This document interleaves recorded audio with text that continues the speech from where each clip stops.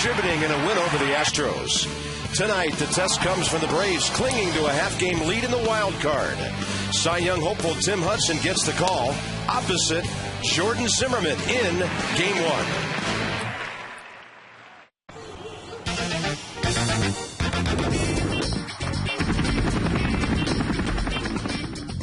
It's a great day for baseball.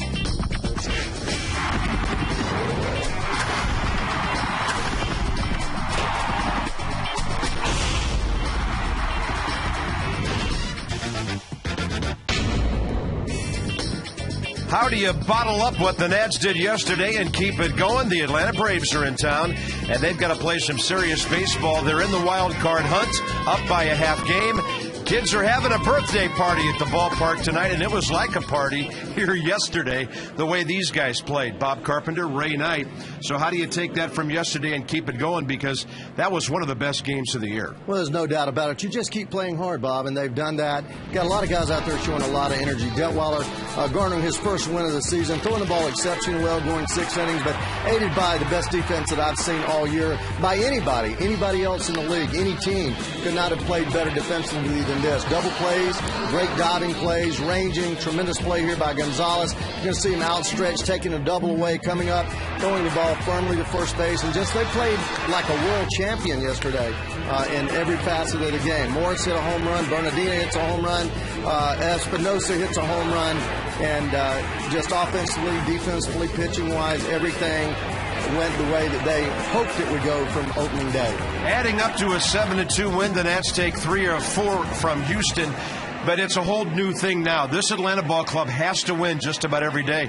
These are going to be some fun games. They've got so much to fight for here in these 3 ball games because they are playing Philly 3 more. Hudson pitching tonight is a stopper, one of the best in the business, dueling for a Cy Young, and hopefully for the Nationals, Zimmer's going to find that good rhythm again. Nats are 8-7 against the Braves this year, and down in Dixie a couple of weeks ago, Sean Burnett was outstanding. Now, Derek Lowe had beaten the Nats, but Burnett and Storen teamed up with good pitching in tight ball games. The Nats took 2 out of 3. It's the first of 3 with the Braves in town. Straight ahead.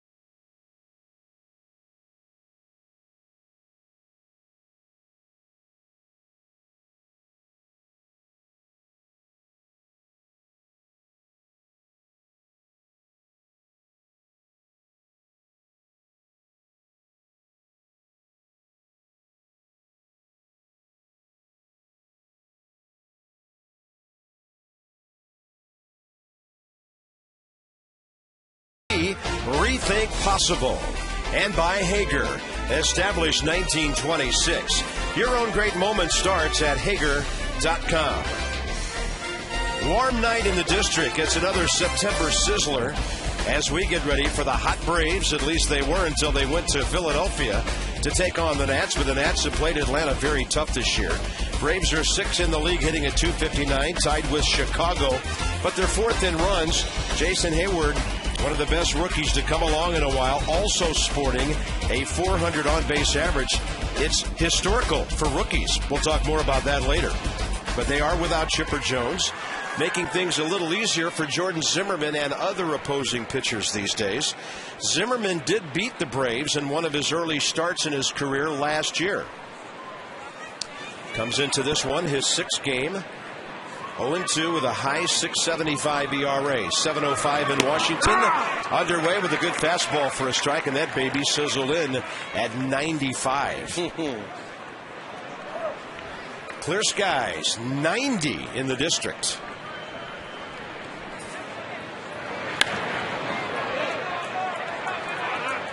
And I know, Ray, you and I talked about this last time out in Philadelphia.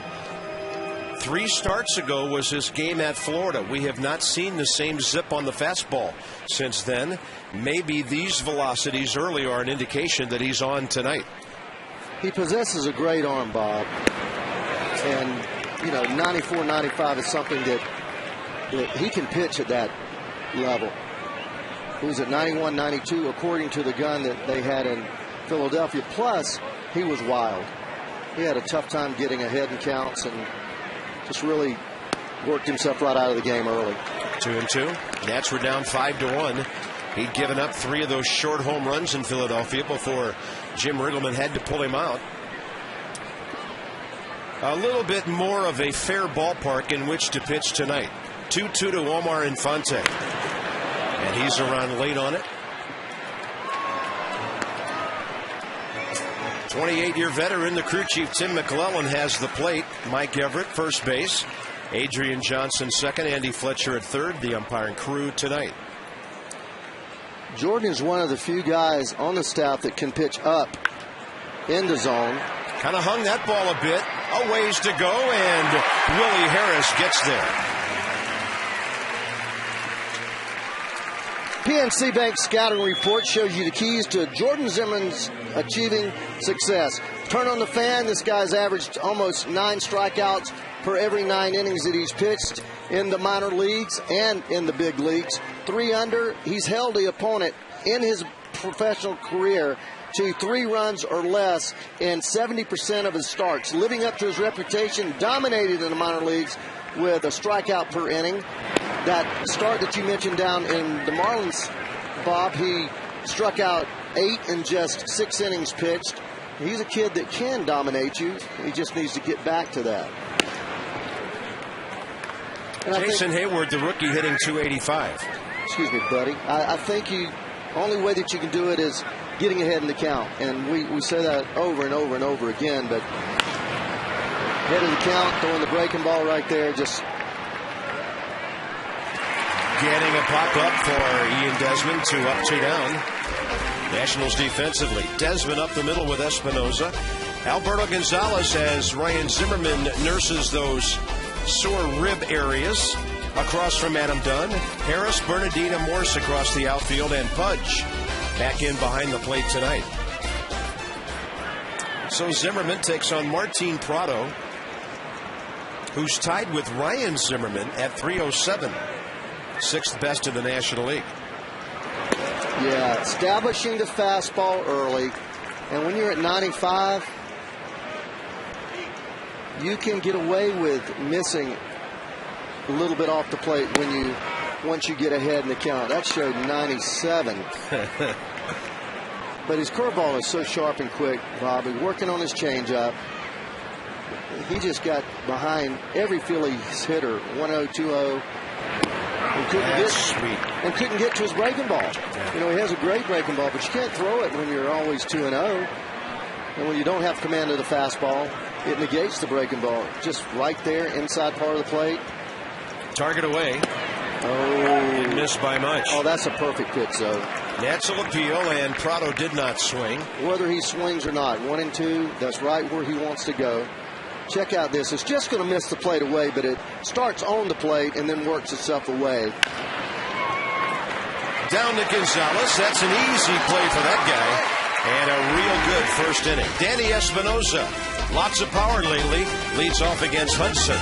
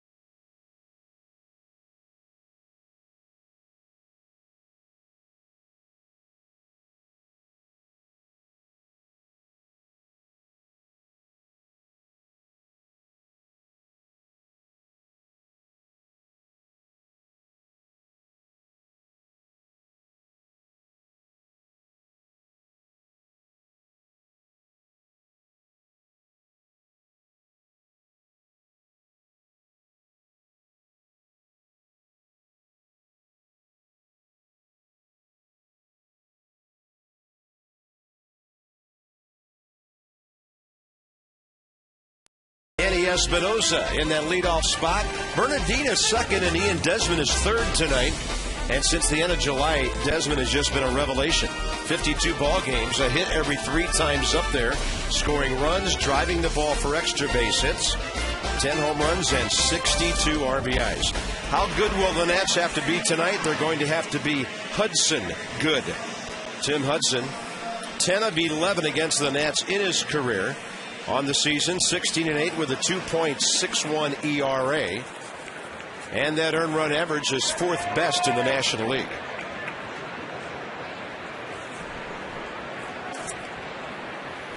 Espinosa checks in at 233.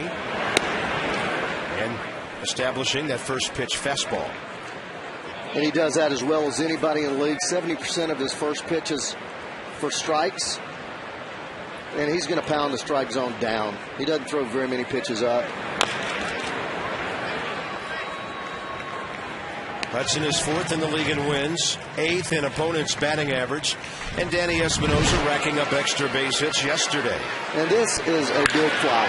Fastball up around the letters, over the bullpen, about 4 rows above that bullpen, and I can only think of one other home run hit in that area all season long. Hudson goes upstairs with him on 0-2. This might be a good matchup. I don't know any matchups are real good against Hudson, but Pudge has hit him extremely well. Really the only one in our lineup that has. First time Espinosa's seen him in a bouncing ball to the right side. A former Gold Glover, Derek Lee, for the first out. PNC Bank Scouting Report is brought to you by PNC for the Achiever in us all. Reverse trend. He has dominated the Nationals. 10-1 in 17 career starts. 9-0 in his last 13. Late for 8. 6 times this season he's gone into the 8th inning, pitching 7 innings 17 times. 24 quality starts. TJ times 2. Tommy John surgery. And we also have our guy, Jordan, has Tommy John surgery. Since then, 261 earned run average. And there's a Gold Glove play by Derek Lee, which is the best earned run average he's ever had, Bob. The lowest earned run average all the way back to 2003 with Oakland at 270. So the Tommy John surgery has not affected him in any way, having his best year in the last 5. Pitched at the Mets last time. 7 innings for the 19th time this year. 2 runs on 6 hits. Wow. And, of course, the Braves were feeling real good last Sunday about sweeping the Mets. They were en route from New York to Philadelphia when they got the news the Nationals had blown that 3-run lead in the ninth and lost to the Phillies. And one of their broadcasters told me the atmosphere on that mode of transportation changed in a hurry. And then they went to Philly and got swept, even though they only gave up 3 runs per game in that series. Here's Desmond and Ian against Hudson, 3 for 14 in his young career. Bernardino with that out a moment ago, now 3 for 11.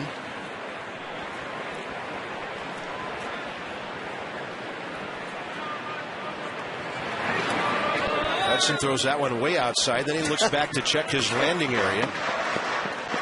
By the way, Hudson has gone 6 innings or more, 28 of his 31 starts. As I mentioned, 19 times 7 or more. And as Ray brought up, he also has pitched at least 8 innings 6 times this year. 1 complete game.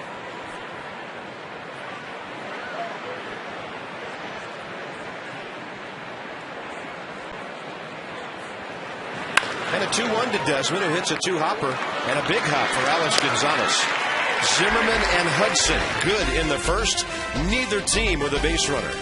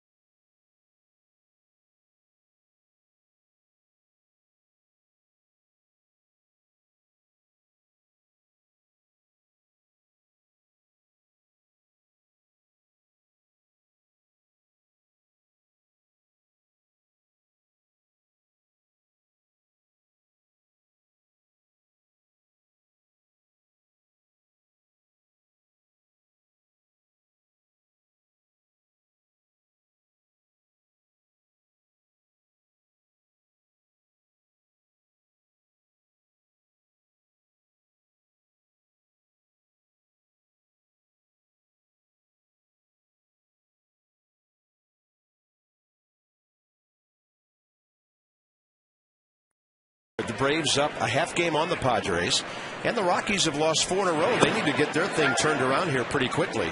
You can be out of it in that wild card race pretty fast. Top of the second, Brian McCann hitting .273.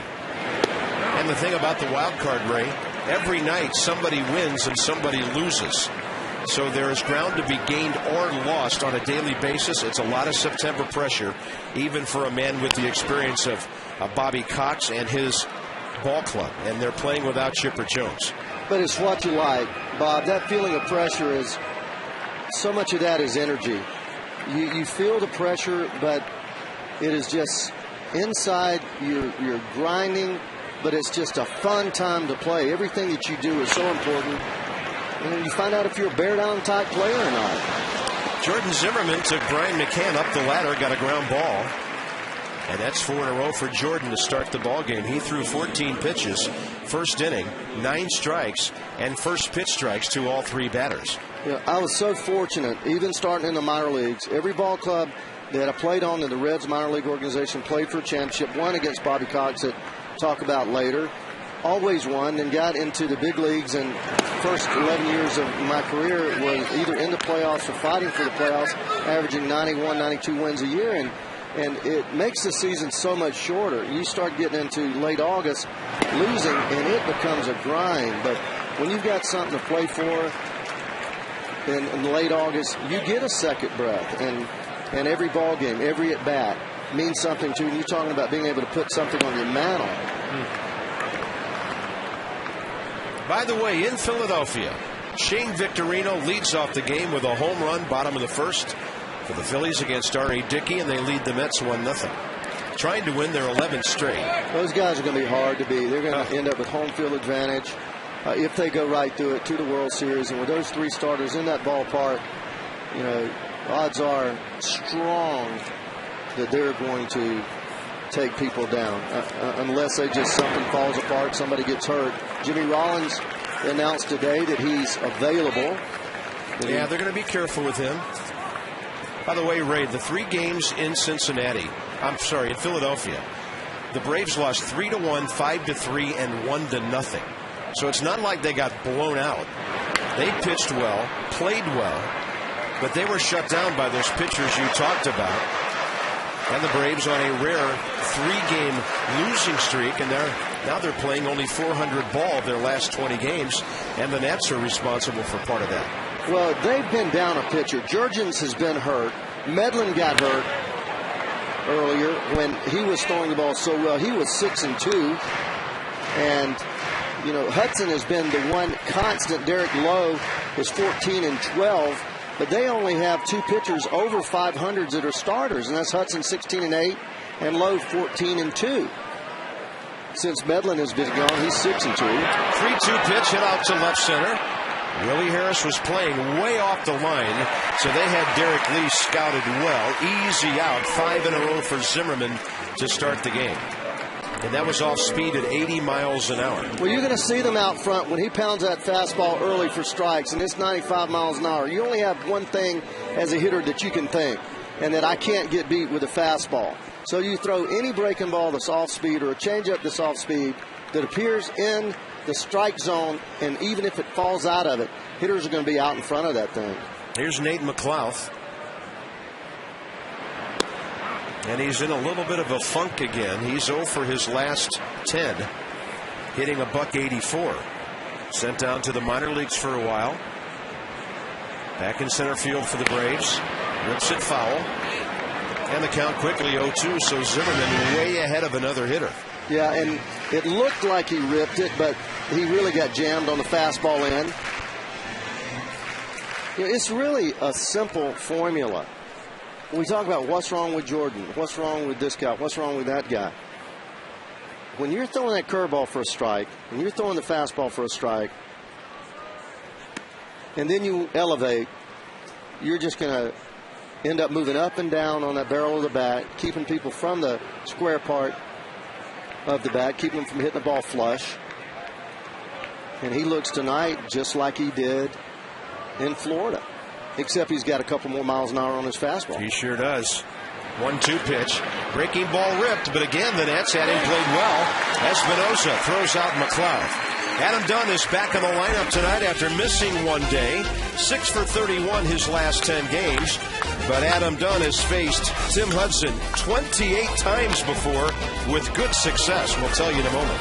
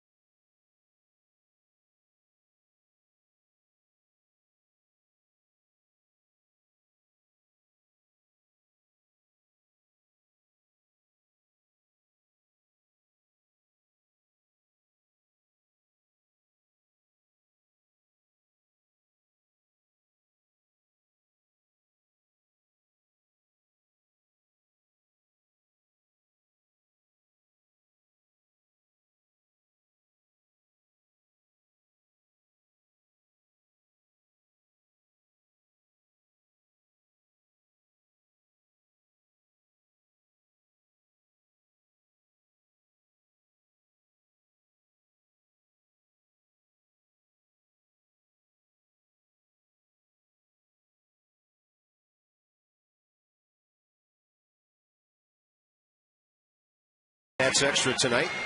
Now it's the ball game, bottom of the second. Dunn, Morse, and Harris. And Adams steps in, hitting .264. How about this, though, against Tim Hudson? He's hitting .321. 9 for 28 career with 2 home runs. The big shift is on. Omar Infante's well out into right field, about 30 feet. That's the shortstop, Gonzalez, near the umpire. Well, that's as radical as you're going to see it, dude. Adam Dunn, straight away center field. See you later. He homers for the 3rd time career against Hudson, and the Nats are on top with his 36th. Welcome back from a night off. Well, in the minor league parks that we used to play in, you would call that out in the street. Most of the ballparks were played with streets bordering them, and this thing is crushed. That ball goes over everything, clears that barrier. I mean, that is 15, 18 rows deep to straightaway center field. Have you seen one hit farther than that? Not to dead center. No. I mean, usually they check up on the grass within 10 or 15 feet of the wall. That was about 30 or 40 feet up, banged off the railing, and the Nats lead 1-0. That's their 144th homer, and Washington is blasting away in the last couple of games. Michael Morse went deep yesterday. He goes right up the middle. Hudson kicks it, and the Nats get a horrible break, but he's safe anyway. And Derek Lee with Tim Hudson don't like the call. Well, we're going to get to see it slow down a little bit. From up here, it looked like he tied, but we're going to see Bullet. Back Hudson does a little bit of soccer-style save. Gets there, but we couldn't really tell right there. But that barely clipped his toe. The first baseman gets there, leads him perfectly, and he did get him. He nipped him, no doubt. Well, Bobby Cox checking on the health of Hudson, who took that ball off his leg, maybe his foot or ankle. And then he had the wherewithal to break to first for the Derek Lee throw. So the Nats get a runner aboard, as Morse had one that was labeled for center field. Couple more looks right here. You're going to see Derek getting there and getting rid of the ball very strongly right out in front of Hudson, and you're going to see him step on the bag just prior to the foot. At the other angle, you could see here, you're going to be able to tell, just barely nips him, I believe. Yeah, I mean by 3 inches. About 3 inches. Mike Everett with the call. Nats get a break. So you get a bad break and a good break on the same play. The ball hitting the pitcher, and then you get the call. So he's aboard with nobody out, and Willie Harris coming up. And every play, of course, is crucial for this Atlanta ball club.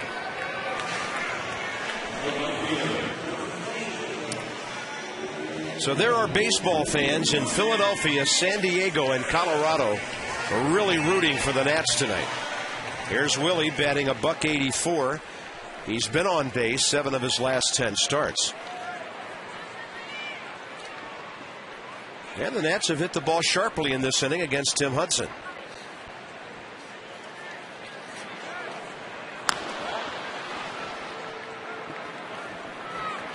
Willie 3 for 15 career with a double against this pitcher. Brave start tonight with the third best ERA in the league, 3.57, right behind, guess who? San Francisco and San Diego.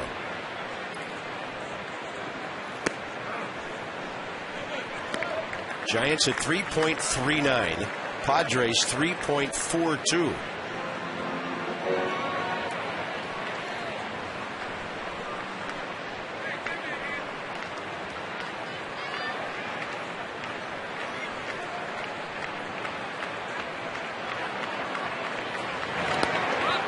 Good pickup by McCann. Sounded like that ball skipped into his glove, and the count's even 1-1.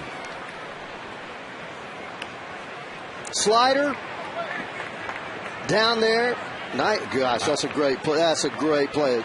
Exmo, H.H. Greg block That's just a great job of being able to put the glove where the ball bounces. That was almost a little bit of luck. Yeah.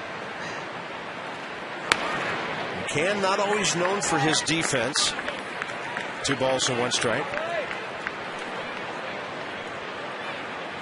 When that ball hits out in front of you that far, and it's a breaking ball with reverse spin, very difficult. He showed some great soft hands right there. We're really putting up some pretty good numbers against his old baseball club.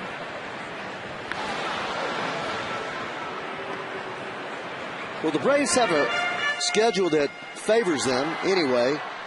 They play the Nationals here 3 and then go home and play Florida and Philly.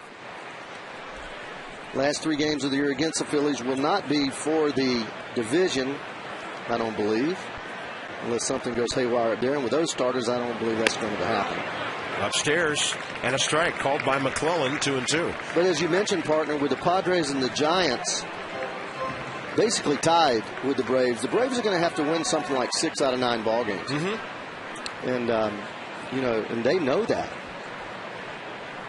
And although they were looking for help from the Nationals against the Phillies, it always seems to end up going back to having to do it yourself. Harris hangs tough on a 2-2. Because it is always within your division. We did play Houston weird 4 games that was not in our division, but with a 5-team division, somebody has to be playing outside every night. And Jim Rugelman's ball club with a 3-game winning streak, up to 65 wins. Hudson working very slowly here with a man on base. Might send him here to stay out of double play. No. Willie Harris gets under one and skies it to right center for Hayward. Maybe McLeod. Center fielder the call for the first out. Second inning, let's have a look at our Luna double. Get your second room of flooring free. 877-241-LUNA. The most ground ball double plays in a single season. And Tim Hudson already with 31. 2 away from the National League record, at least over the last 30 years. How about Miguel Batista? Yeah. 32 with Arizona. And, of course, Andujar in St. Louis used to pitch to his defense on that AstroTurf. I'd throw a lot of sinkers, too, if Ozzie Smith was behind him. Yeah. He only covered everything between short and third, between second and third. He literally, Bob, played me, and you'll remember, I know, he played me about 10 steps behind that white line that indicated the back part of the infield, and I could not hit a ball by him. I mean, I could not. He would dive at balls up the middle and throw me. I couldn't run a lick, but he would go literally 20 yards for a ball, 40, 50 feet on a 4 or 5 hopper, playing left field and throw you out. Yeah. Well, the ball got out there so quick on the turf, he could play deep. He didn't have the greatest arm, but he had the quickest release and the most accurate arm that I've seen from a shortstop. Several single-digit season error totals. Now here's Pudge hitting .272. He's had some RBIs over the last week or so, and his total up to 49.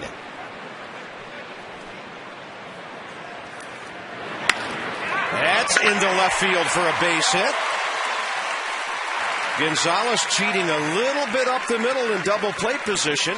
And ironically, that cost the Braves a double play. That would have given Hudson his 32nd of the year. Real quick inside lately, Rodriguez. He's been hitting a lot of these balls right to the shortstop, but very quick hands right down through the baseball. Hits the ball so hard that even though he was playing up the middle, he was only 2 steps away. The ball gets by Gonzalez so rapidly that all he could do was react and couldn't get to it. Here's another Gonzalez.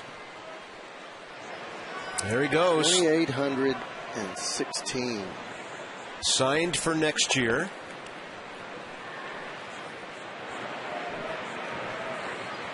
$184 away. And here's Alberto Gonzalez, a good contact hitter. Hitting .263, but Alberto in this ballpark is hitting .290. Sees the ball well here, likes the gaps. and playing stellar defense with Ryan Zimmerman out for a few days. The Nats want to be very careful with Ryan in that rib cage area with that intercostal muscle. They don't want him to hurt that and miss the last week of the season. And I'm sure Ryan doesn't want to back into a .307 batting average either. He wants to get out there and hack and earn his 300. That's a breaking ball on 2-0. That rib cage is a tough injury, though, Bob. You have those little fibers in there, and every once in a while one will just get strained and pop, and it burns. And every time that you take a deep breath, you can feel it. Now, I don't know how deep his is, but I've had them, and they linger, and it does affect you. And they don't heal very quickly because they're deep in there. There's just really not much you can do about it. You can ice it and put the contrast on it and get a little more blood flow to try to ease it out of there, but it's something that's difficult to get rid of. Debbie Taylor, you spoke to Ryan today. How's he feeling? I did. I talked to Ryan earlier, and he said he feels the same as yesterday. He did not take batting practice, did not hit in the cages, and he said that he really just has to wait until tomorrow to see how he feels to decide what the next step is. Well, Jim Riggleman said this afternoon he would suggest that Ryan not take any swings at all. Well, you can't. You can't. It affects you so much when you swing. I tell you the one thing that you can do, and I don't think they do it as much now as Gonzalez strikes out as they did in the old time and in my day, was give you a cortisone shot or a celestone shot in that area in order to cool it down. I had to do that, and it will take some irritation, inflammation out of there. They shoot a little Novocaine in there too. Not a big shot, but just enough in there to get rid of the soreness and maybe allow him to finish the season out. Here's Jordan Zimmerman, 1 for 6 on the year. He's got a base hit to center. McLouth is playing shallow. That's why they hold the runners. With a pitcher batting, McLouth was way in, and the Nats have the bases loaded with 2 outs. Danny Espinosa coming up. And for Jordan Zimmerman, his 6th career base hit. Well, he hit this ball hard. Fastball that stayed up, and he hit it right back up the middle. And you're right, Bob, with McLouth playing shallow and favoring the right field. Ball's right to him, and shoot, he's only about 160 feet when he catches that ball. No chance to score. So a big spot for Espinosa, who hasn't hit for average, but my, how he has hit for power. First 20 big league games, 6 home runs, 15 RBIs. He gets another chance for a grand slam. He seems to be up there. He'll tap the first pitch. Not a great at bat on a pitch down and away from him. The Nats get a run, though, on Adam Dunn's tape measure home run. We're estimating that about 440, 450. Straightaway center. The Nationals lead 1-0.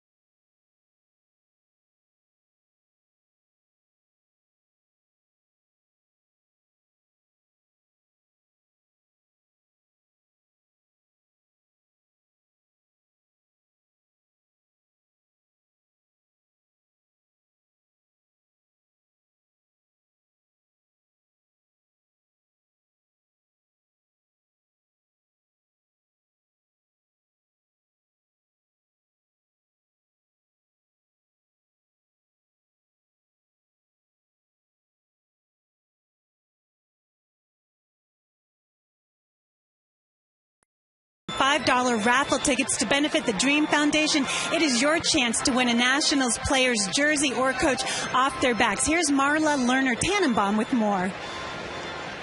And then after the game, we will have everybody come onto the field with their player whose jersey they've won, and they will literally take it off their back and present it to the fans. So it's really fun. It's a really fun day. And for more information on the Dream Foundation, please go to nationals.com/dream. And just a reminder, too, some great causes to benefit the raffle tickets. The money goes to the Baseball Academy. Marla said that 3 fields are expected to be worked on and opened up next summer. Well done, Dream Foundation, getting involved with baseball in the community. Badly needed here. Top of the 3rd inning. Braves send up Alex Gonzalez, Matt Diaz, and then Tim Hudson. And Jordan Zimmerman has what Ray Knight would call swing and miss stuff tonight. He does. That fastball has some extra zip on it at 95. Now, if he was only throwing the fastball, they would eventually make an adjustment the 2nd or 3rd time through. That is some gas, and that looks like a strike, and he did get it. Wow, Tim McClellan very slow with the strike call. He always is, isn't he? He must let the battery and the hitter know verbally, because he sure doesn't let us know for a while. Perfect spot. How about that? Down and in, on the black, bottom of the strike zone. This kid possesses no-hit stuff now. He goes out there, and every time he takes the mound, he has that kind of stuff. Look at that curveball. What's wrong with that? Nothing. Yeah, don't call your pitches too quickly tonight. No, I better slow down. Yeah, Tim McClellan is very deliberate.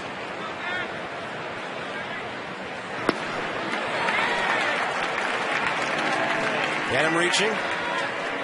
Boy, now, if you're the hitter, you're thinking, he had me out there reaching for a slider. What happens if he buzzes me with 95 on my hands here? And he also likes to go up with the fastball with 2 strikes. And that is a huge weapon to have in your arsenal. He and Strasburg, 2 guys that can do that. Goes away with the fastball, doesn't miss by much. Pudge signaled for it up with his glove, but still a very good pitch. See what they're going to try to do here. Fastball in. Missed with it away. 2-2.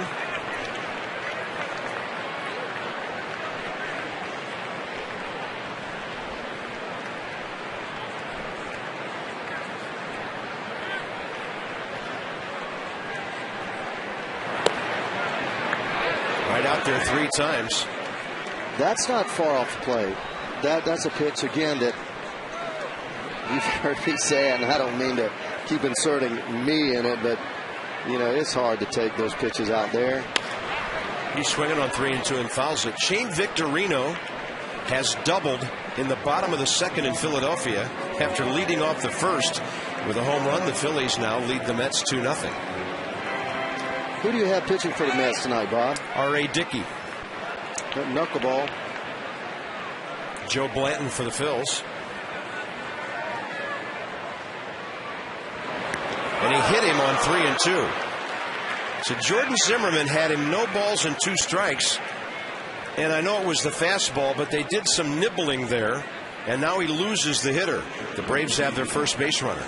Well, the first thing that I've seen all night that I didn't like was he missed going inside twice with a fastball.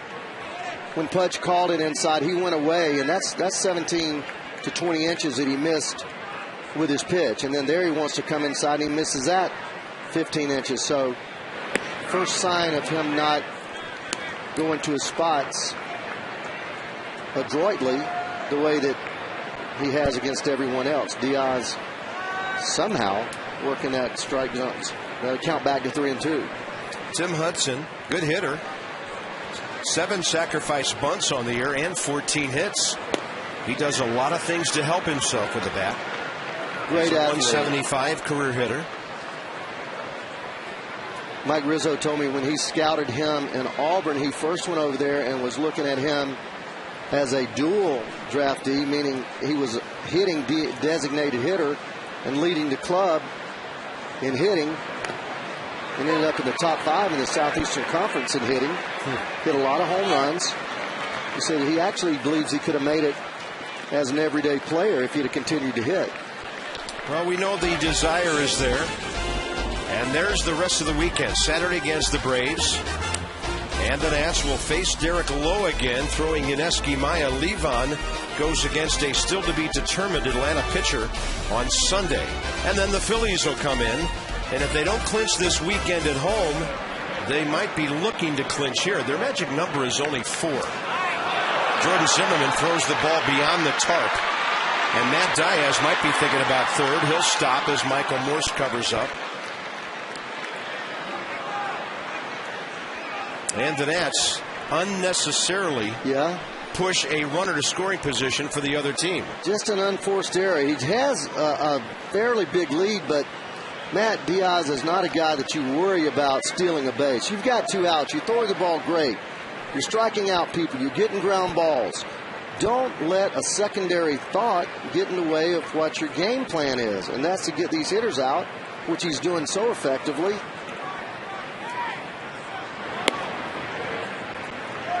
Matt Diaz has only run 4 times all year. Gosh. So odds are he wasn't running there. So what? Let him go. Pudge, throw him out. You know. Target in. And again, Zimmerman missing that spot. It's 0-2. You hope that him hitting Diaz didn't spook him into being afraid of burying that fastball inside to the right-handed batters. You know what I was thinking, Bob, is when he threw those 2 pitches away, when he was trying to get them inside, that he is convicted about going in there. Pudge gives him the sign in there, shifts inside there, but if in his mind he doesn't really want to go in there, I wish he'd just shake him off and then go away if that's what he wants to do, because he's almost looked like he's pulled the ball to the outside part of the plate. Pretty good looking breaking ball there, just a little low to Omar Infante, who flied out to Willie Harris to start the game. The Nationals play him about 100 feet off the left field line. Infield way back to knock the ball down.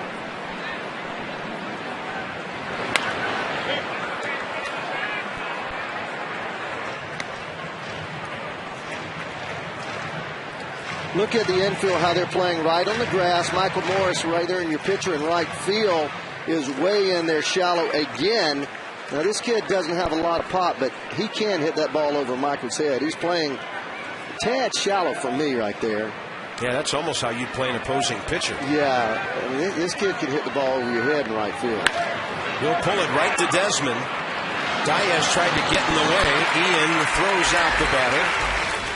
Our nation's capital all lit up on a beautiful September Friday night. 1-0 Nats.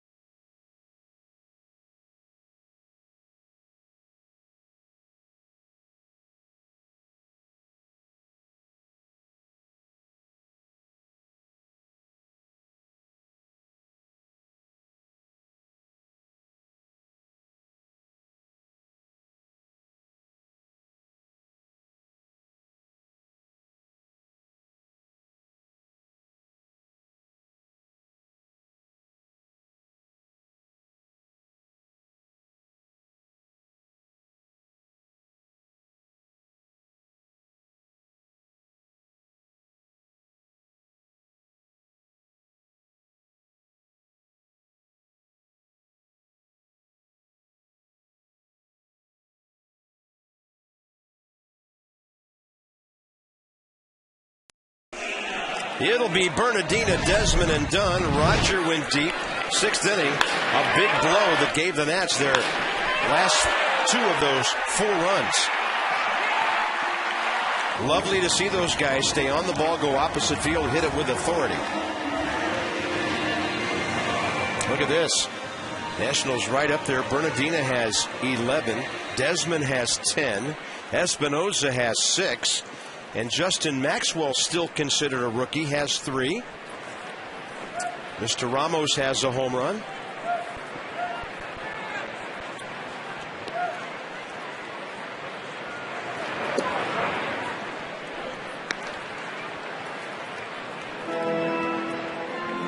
Bernardina robbed on a good play by Derek Lee first time up.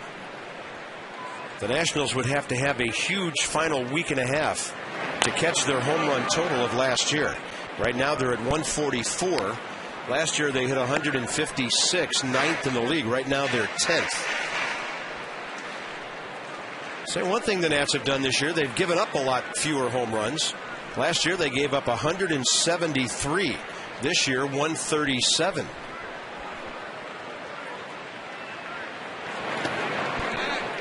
ERA last year was 5 runs a game. This year 4.16. Hitting the batting average is about the same. But the Nationals are down in runs about 5 spots.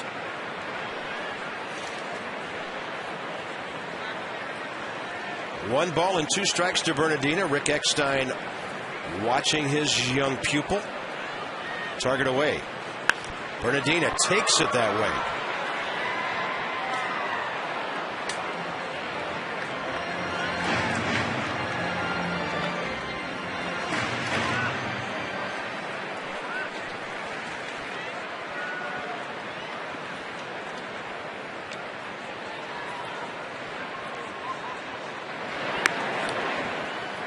Hudson turned completely around as he let that pitch go. There's a harvest moon for you on the 24th of September. After tonight, 8 more games.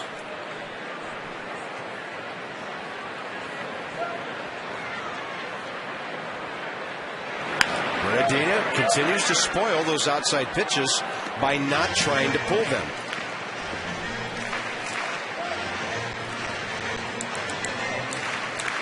Seeing 6 pitches this at bat, and it's exactly what he must do, Bob, to stay on that sinker.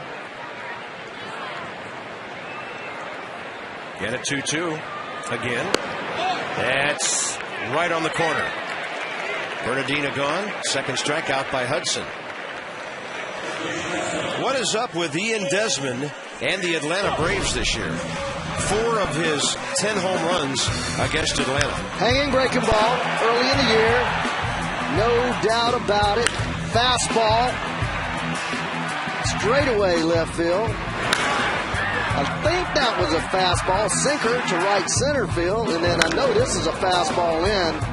We crushed the center field in the last time we were in Atlanta. And how many of those against Tim Hudson? That would be none. We'll see. Derek Lowe pitched tomorrow night. He got him on that not low enough sinker. Way outside, 2-0. Ian Desmond on the rookie charts. Interesting season he's having. More games than any rookie. Multi-hit games right up there. 280 average. Closing in on 140 hits and over 60 RBIs. Well, he's not going to finish worse than 4th. And he may finish 3rd. But you look at Gabby Sanchez, Hayward, and Buster Posey. And Desmond muscles one into right center. Those are the only 3 guys that have better numbers in the power categories, RBIs. I like the way he fights these balls off. There's a lot of base hits to right field. There's a lot of base hits down on your handle. Because you're staying back, you're going to get the ball elevated. You're not getting the right hand. There's that vibration again, Bob. Yeah. But you're not getting your right hand, which smothers the ball and hits ground balls into the swing. They're called dunkers or bloops, chinkers, but they are base hits nonetheless. Here's Adam Dunn. His bloop Almost left the neighborhood first time up. By the way, Desmond, you saw that bat vibrating. Now, Ray, after all these years on the Exmo, now you know why your hands felt so bad after one of those. Wow. Because when we see the Exmo and the ball hits the sweet spot, the bat doesn't bend at all. But, man, that thing, it really reverberates. Watch the bat when you don't hit the ball on the sweet spot. Look at that. That's unreal. And you see why it breaks. Did you see how it gave just below the trademark? Mm-hmm. Almost like the start of a bow starting to bend as you pull it back, but still just enough on the... Adam Dunn, left field this time. It's another one. The Nationals lead 3-0.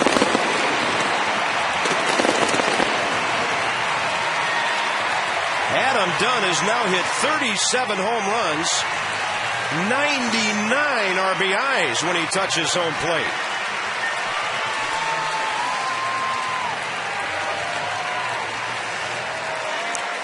It really is amazing how some hitters just have the number of certain pitchers. You had talked about, Bob, how well that Adam hits against Hudson. And I'm just looking at that ball was up. 367 career now against Hudson. Hook 'em horns, he says. And Adam Dunn's now hit 4 career homers against Tim Hudson. The Nationals lead 3-0. They have 6 hits already. And here's Michael Morse. And he jacks one to center, but Nate McLouth grabs it. That was a laser.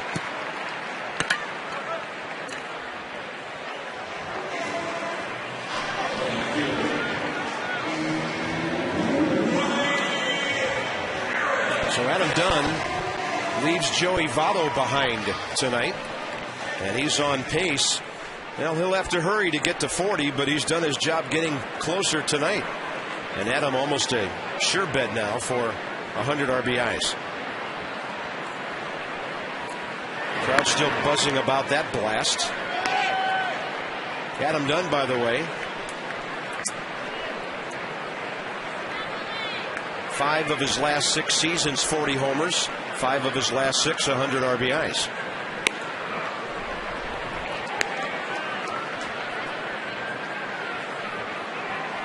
Been to only one All-Star game in his career, back in 2002. First base is one of the hardest positions from which to make the All-Star team. Of course, he was an outfielder most of those years, but there's always a glut of outfielders as well. I think outfield is probably tougher to make it than anywhere because you have so many of them, and then next would be first base because you have so many sluggers over there, and you have Mr. Pujols in the league.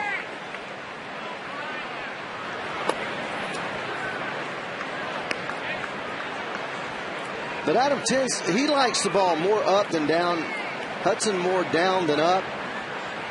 That ball was up a little bit, but last year, Adam Dunn hit his 38th homer on September 22nd in a home loss to the Dodgers, and then couldn't hit another one for the last 12 games. So he was at 38. 37 now. Willie Harris flied to center his first time.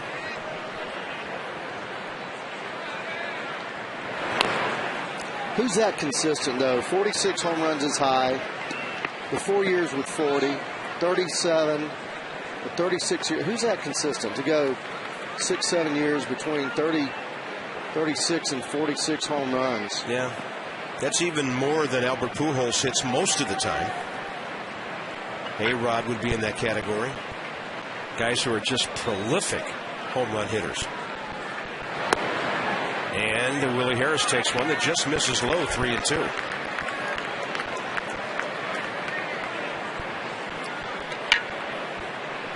Tim Hudson had given up 16 home runs coming in 210 innings. 3-2, and Willie takes the walk. That'll extend the Tim Hudson third inning. And the Nats are having some good at-bats against him. That'll be his first walk at the top of the hour here in our nation's capital. Pudge Rodriguez walking in. The Nats on 2 Adam Dunn home runs lead 3-0. Bob Carpenter, Ray Knight, Debbie Taylor, Masson HD with the first place in the wild card race. Atlanta Braves in town. Well, another disadvantage that the Giants, the Padres, and the Braves have behind the Phillies is the fact that the Phillies can set their rotation up the way that they want to. And you can't do that when you're battling for the playoff spot. You've got to put them in there, not save anybody, and win every ball game. And the Phillies probably aren't doing that. They won't do that until they clinch. You know, but the interesting thing about that, Ray, is so many times the team that has to battle right down to the end to be the wild card has been the one that survives the longest and in many cases goes to the World Series. I guess that rhythm of baseball when you're playing hard every day, you know, if you clinch early, maybe it's hard to turn that back on. Yeah, clinching early would be like the Mets did in '86 with 19 games left. You know, clinching with 4 or 5 games, you never lose that edge.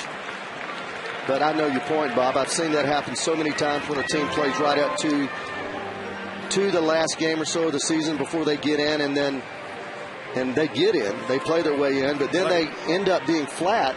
Yeah. Oftentimes in the playoff. I mean, in the backside of the playoffs. Remember that streak? I think the Angels started it in 02. They were the wild card. Next year the Marlins were. Then the Red Sox were. So wild card teams were getting to the World Series and winning them. And there's never been a one-sided wild card race. No, it's always down to the last Marlins week. got there their first time through the wild card. Yeah. When they won it. Up and in now on a breaking ball to Pudge Rodriguez, who pulled the ball hard and singled to left field back in the second. So here the Nats are, bottom of the third, and there's number 7 hitters already batting again. A very rare feat against Tim Hudson.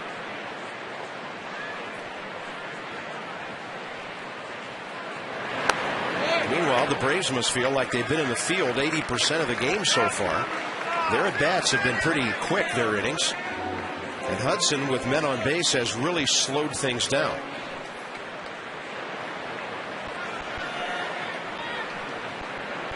Started this inning at 28 pitches. He's thrown 24 here.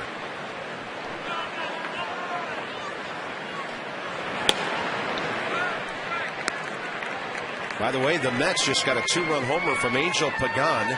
His 11th, top of the 4th. They tied the Phillies, and then the Phillies turn right around and score in the bottom of the inning to go up 3-2. They did that on a Carlos Ruiz single.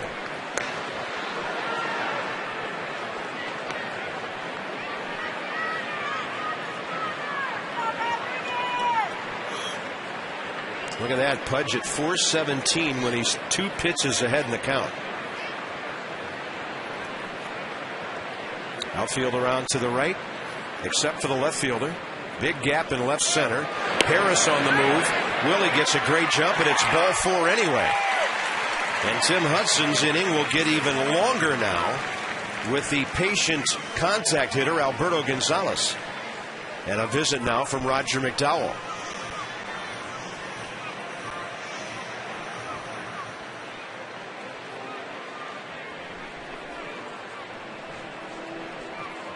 Roger just giving him a breather with that many pitches. He's trying to get him settled down. Well, any offense the Nats get from Alberto Gonzalez is a bonus because this is what he can do with the glove in the arm. Just don't know how quick a kid has to be able to make that play. That was a controlled dive.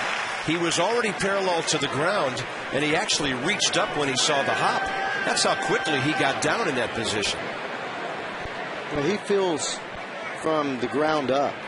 So when he makes that dive, he's thinking that the ball is going to stay down, so he's diving to be parallel to the ground. You don't want to jump up in the air, and the quickest way to do that is crossover step instead of jab step with your right foot. You crossover step, dive. And just a beautiful play all the way around. No balls and 1 strike to Alberto, who struck out swinging first time. He won't be able to work the count much now. It's 0-2.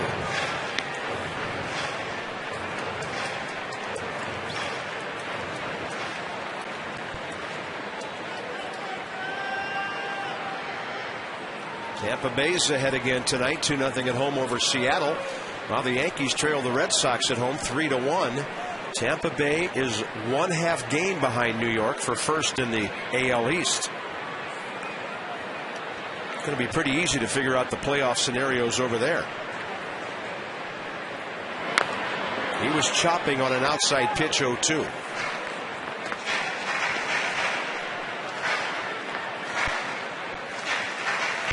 Right now, if the Yankees won that division, they would play Texas, and Minnesota would get Tampa Bay. And congrats to our buddy Matt Capps and the Twins. They're in the playoffs.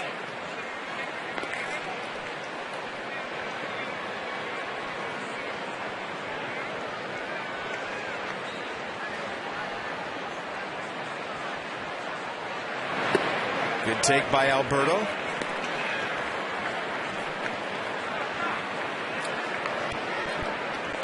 The Braves have not had a very easy time against the Nationals at any of the national ballparks. 22-29 lifetime against the Nationals, and at Nationals Park, 9-15. And Gonzalez gets jammed. Bounces to the shortstop. Gonzalez throws him out. Adam Dunn does it again. Desmond got a base hit. This time Adam against Tim Hudson. Waits on the ball. Goes opposite field. Washington 3-0.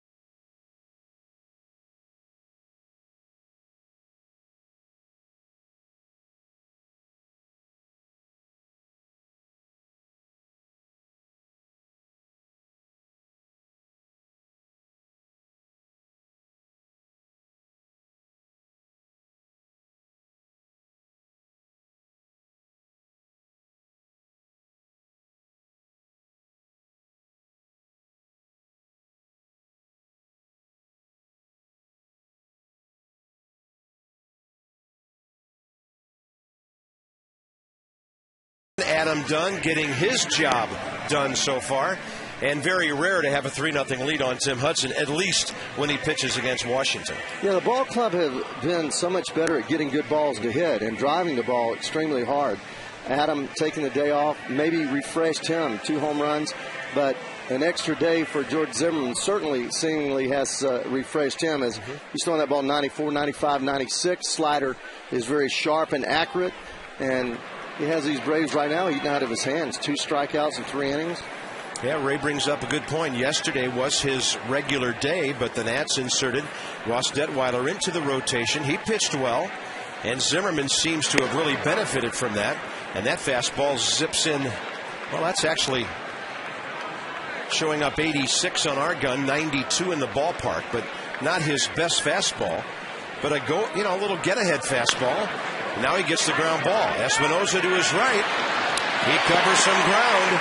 He was in what Ray would call rank pull position, and he got over there in plenty of time.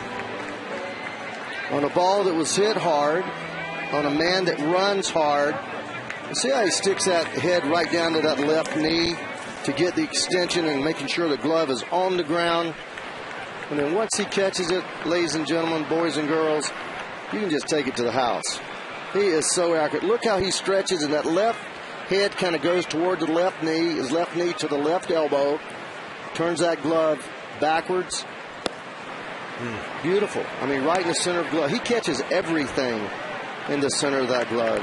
That eye-hand coordination, dominant. Good breaking ball to Martin Prado.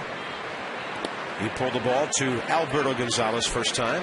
That one bounces. 1 ball, 1 strike. I bet you he is a heck of a ping pong player. Those guys that have those hands and that eye-hand coordination that are that good, it's tough to get anything by them on a ping pong table. Gonzalez can't get that one, and the Braves have their first base hit. Tomorrow, final Miller Lite party night here at Nationals Park. Get a scoreboard pavilion seat and a drink voucher. Watch the Nats and the Braves for $20. Or you can come early for the pregame happy hour at the Miller Lite Scoreboard Walk Bar featuring $5 beers. One more. It's tomorrow.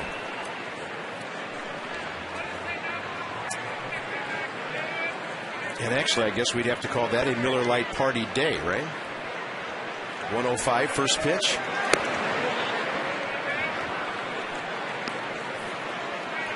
So you're going to have to be happy for that happy hour pretty early tomorrow. Here's McCann, who bounced out to Espinosa first time.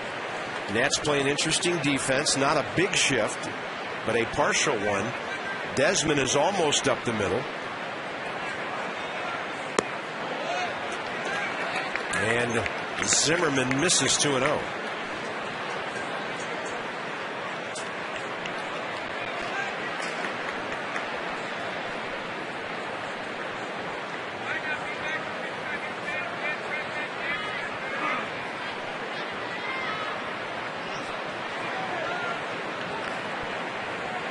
Russ Detweiler, 24, pitched last night.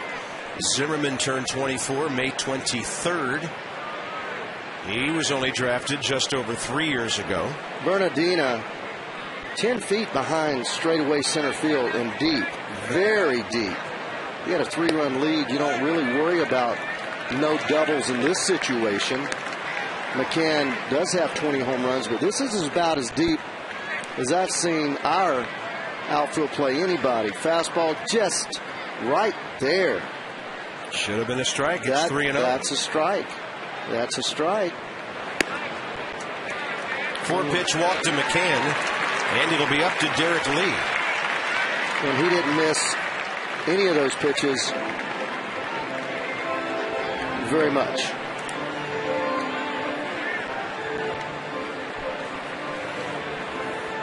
All right, we have some AT&T trivia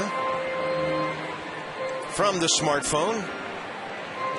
The last catcher to lead his team in home runs for 3 straight seasons. Ryan McCann has done it a couple of times. That be maybe Mike Piazza? Has he done that? I think that's a great guess.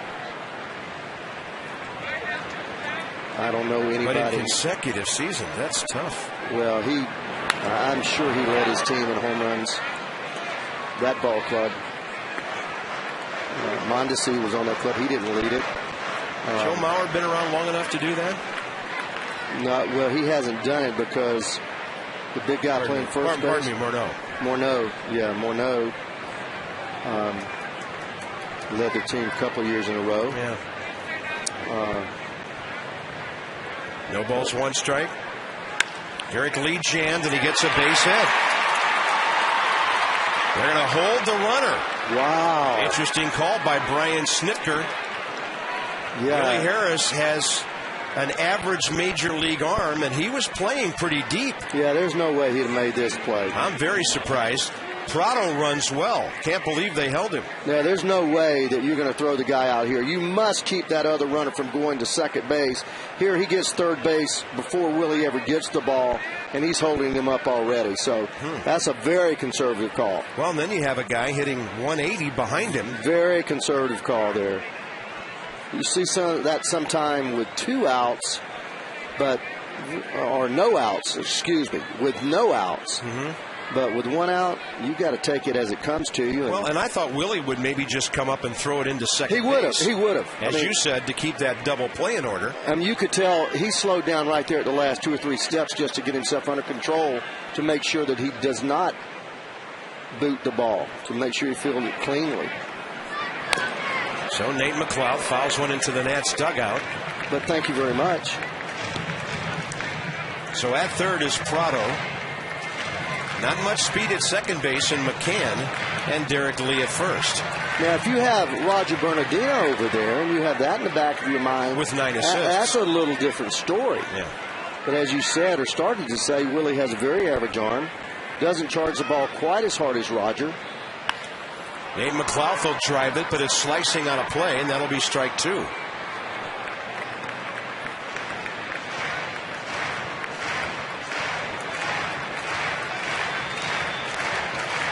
We know this guy is much better than a 183 hitter.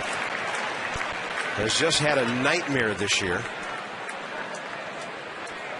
They shipped him out to the minors like they did Jeff Francoeur 2 years ago. The 0-2 to McLeod. Up and away with the strikeout. Zimmerman goes upstairs with the #1, strikeout #3 for the second out. Well, that's what a guy that has this kind of arm can do. He can help himself. He doesn't have to worry about contact because he can stay away from contact. And he just buzzes that fastball up. You see it well, but you just can't get to it. H. Greg, Exmo, four-seam fastball. Look at all that rotation. Just misses it by a couple of inches, but pretty late too. A little tardy. Yes, sir. Here's Alex Gonzalez, who was called out on strikes first time. That way, Jordan. That's the advantage of not having to throw to contact.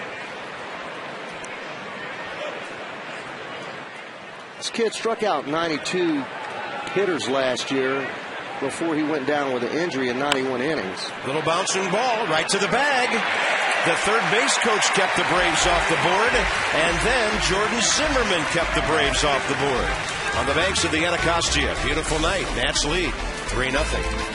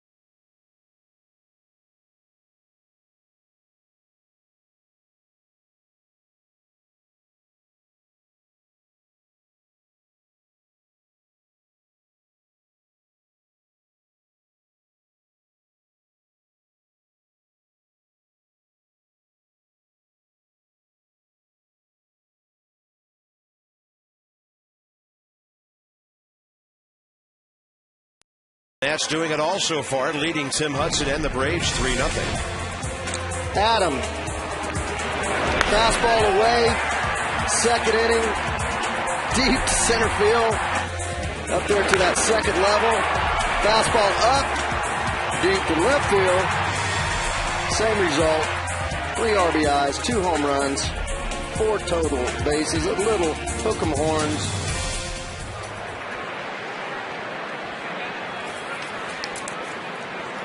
Boy, he's got a beautiful swing. Effortless when he gets going like that, isn't it? It is. Jordan Zimmerman with a base hit. He's hitting .286 this year.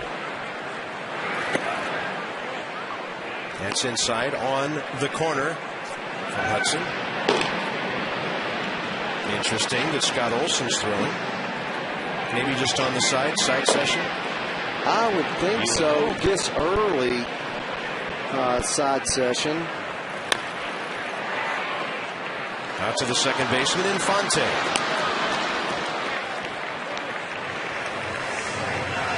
Top of the order coming now. Espinosa's 0 for 2. So is Bernardina. I bet Danny Espinosa would like to have his last at bat back. Zimmerman singled in the second to load the bases with 2 outs. And then Danny swung at the first pitch, which didn't appear to be a strike, and hit a little comebacker right back to Tim Hudson. So the veteran pitcher, as often happens in September, takes advantage of the young hitter. The young hitter's anxiousness, exactly right. It's one of the things I wrote about today in our weekly Masson blog, talking about some young guys in September. You might find it interesting at massonsports.com, along with our blogs from a lot of our other commentators and experts. And he'll hit this one sharply, but right to Infante. And Espinosa 0 for 3. Tim Hudson getting ground balls now. 3 in a row. Let's look at catchers leading their teams in home runs. 3 straight seasons. Who's the last one to do it? That a baby. Wow, I got that one. That a baby. I don't know where that came from. I was with you. I was with you. I know. You be my wingman anytime. I'm your wingman, brother.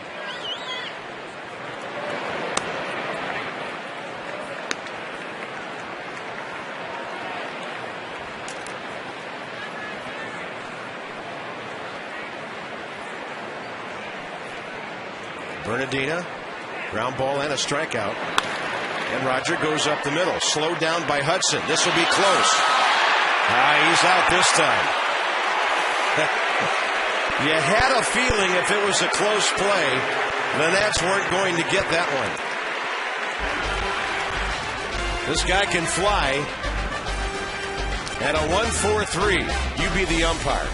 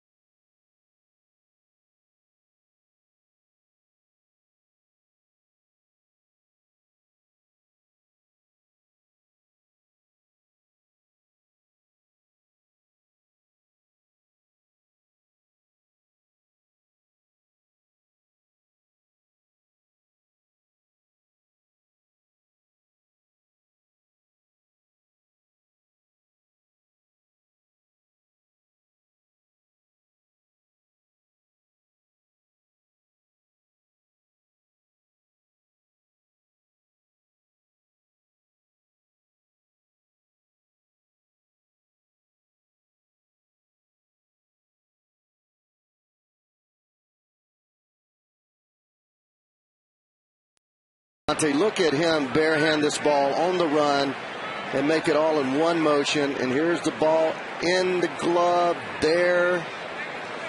Man, that's close. That is as close as it can get. Looks like Mike Everett had it right. Well, sometimes the umpire actually sees the ball, and there's about a 5-6 inch depth in the pocket of the glove. And at their angle, they see the ball disappearing, and it hasn't gotten into the web yet. Desmond throws out Diaz. Check the ball going to the web, and then look at his hand. The ball is not there, and he is there, so he is safe. He is safe. Depends on the angle, huh? Well, it does, because from behind, you don't know exactly when the ball gets into that web. And they say that they try to listen to the sound of the runner hitting the bag and the ball hitting the glove. But as a first baseman my last year, sometimes you catch that ball in the web and it makes no sound. But let me ask you this. If you're sliding hand first into the bag, can't hear there's no sound on that either. No, there's not. That was actually closer than I thought. That was a tie. And then in my visual, and even in the first replay, but the second one, you could see the white not sinking into the glove, and Roger had already started to fold up with his elbows. Here's Tim Hudson with one out, top of the fifth, pardon me. And it's soon going to be the bottom of the fifth if Jordan Zimmerman keeps this up. That's his fourth strikeout. We have one more Sunday Family Fun Pack Day coming up against the Braves. You get a seat for the ball game, a hot dog, chips, and soda starting at just $14. Go to nationals.com to purchase your Family Fun Pack tickets for this Sunday. And that's it. Omar Infante is 0 for 2.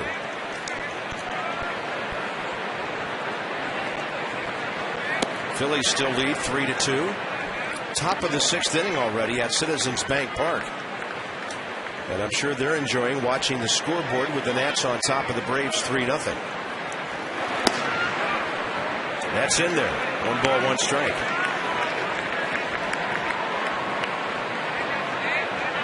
Nice rhythm. See the rhythm that he's in, how he's getting the ball and throwing it. Philadelphia was taking a lot more time. Batter steps out there, and that's to break the rhythm up. Great. That's a good. He has had great command. And normally I keep tally of how many breaking ball strikes he's thrown, but the majority of his breaking balls have been for strikes. That sets up for this high heater. He goes away with the fastball.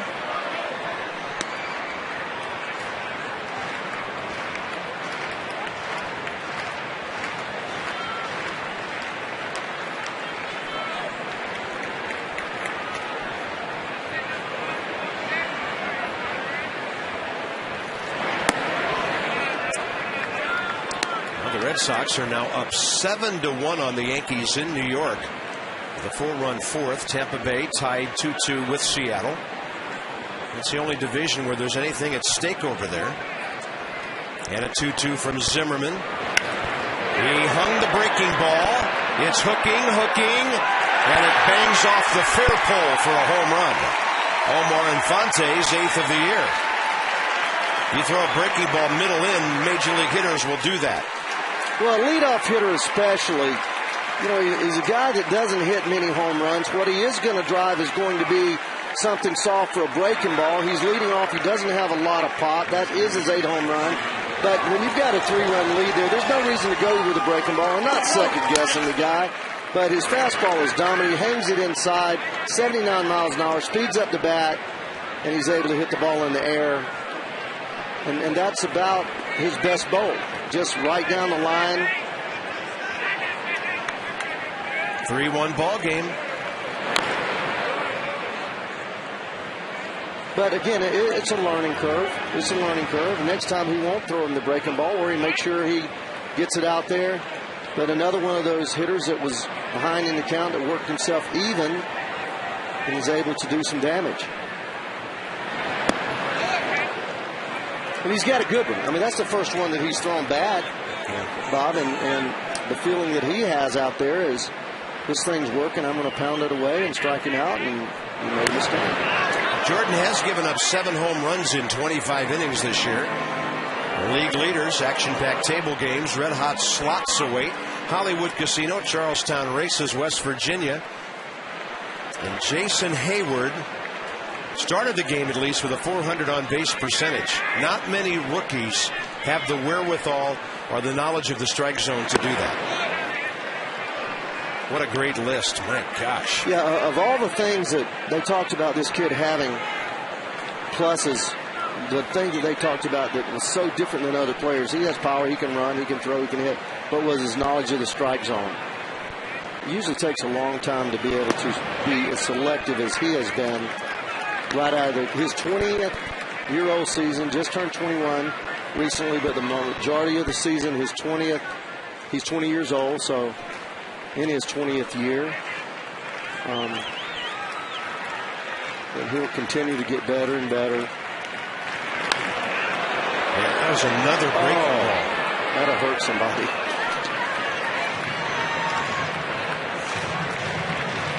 Well, you hate to see him get lit up on sliders here when you've worked hard for 5 innings to get a 3-0 lead. It's now 3-1. Well, he needs to learn to be proud of that fastball.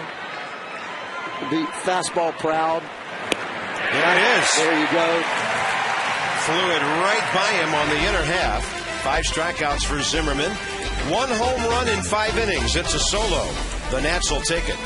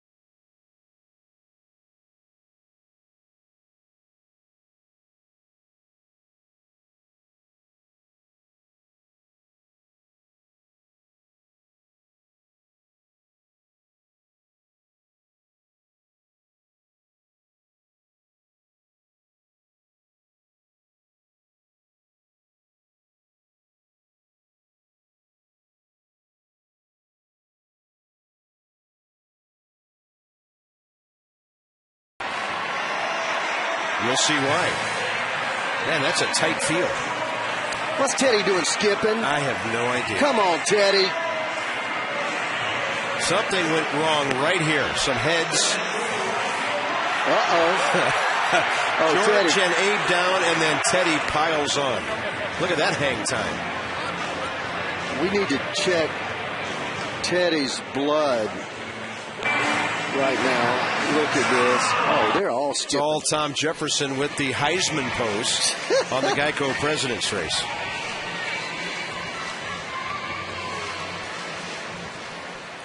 I guess they have just about everything down at Monticello but a Heisman trophy. Bottom of the 5th, Desmond Dunn and Morse against Tim Hudson. Ian shows bunt, lays it down, and Hudson has that ball picked off by Derek Lee. Not an easy play for a first baseman. I think Hudson's the most athletic pitcher as far as fielding in the league since Greg Maddux. You're going to have to get it further away from the mound than this. Oh, he's quick as a cat. He's going to get there. He almost threw it away, though. Make him handle that ball. It was a good play. Desi trying to get back into that 45-foot line. Here's Adam Dunn, 2 consecutive homers against Tim Hudson, doubling his career total.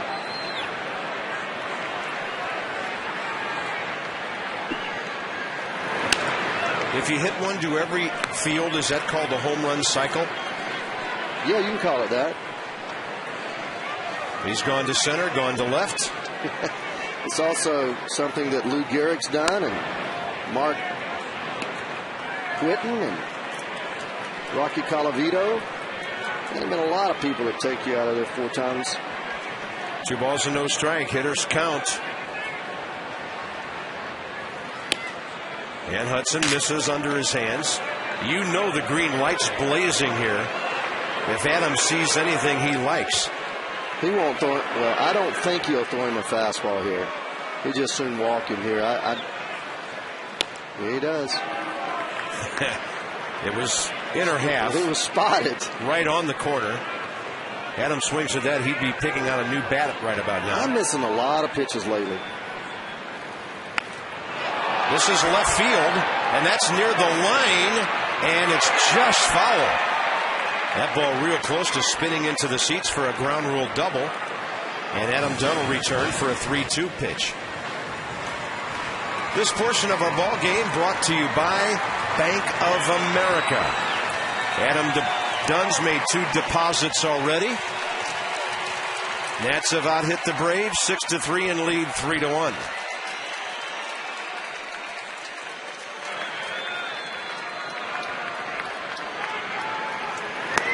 And he struck him out after going 3-0.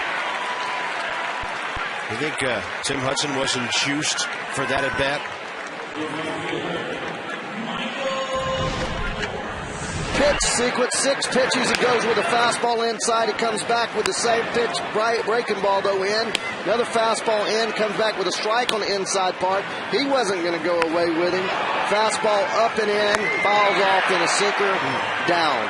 So he decided that, hey, he's hitting everything that I'm throwing away out of the ballpark. I'm going to pitch him inside. And actually, that shows you that 3-0 pitch, Bob. Even though I said he's not going to throw him a fastball here, you can throw the fastball on any count if you command it.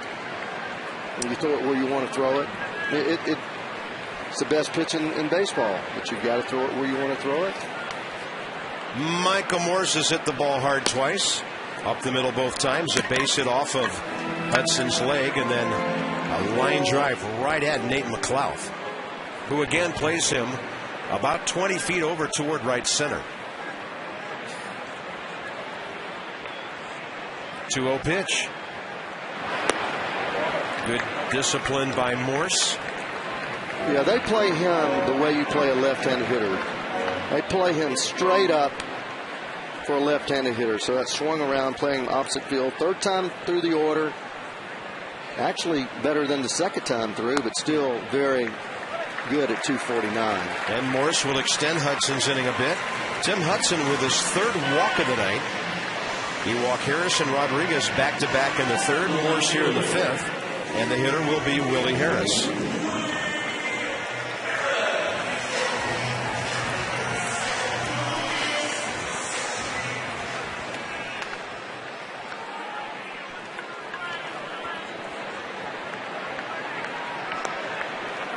Willie 0 for 1 with a walk.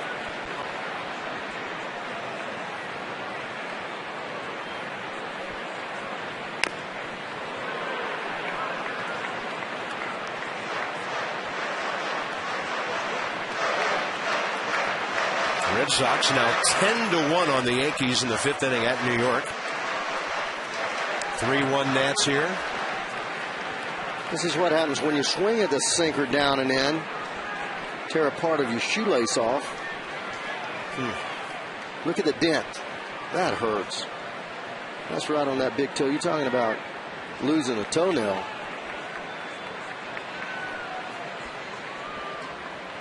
Thing won't be healed until spring training if it got him right on the top of that nail.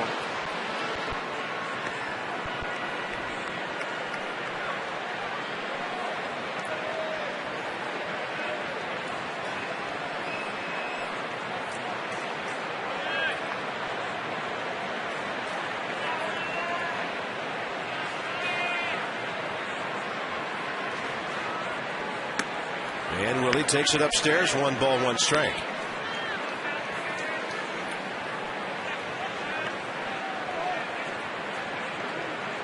Giants at Colorado are underway with Lincecum and Chacin pitching tonight.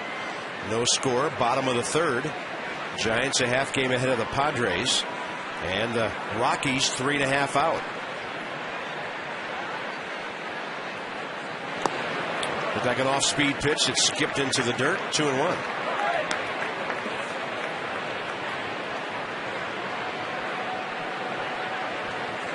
Four and 2/3. Man, 80 pitches. 80, huh?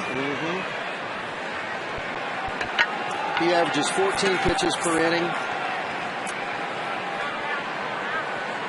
which is very, very good for any pitcher.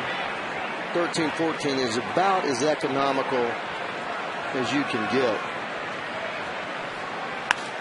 Harris 2 left for Matt Diaz. Nationals strand their 6th runner of the night.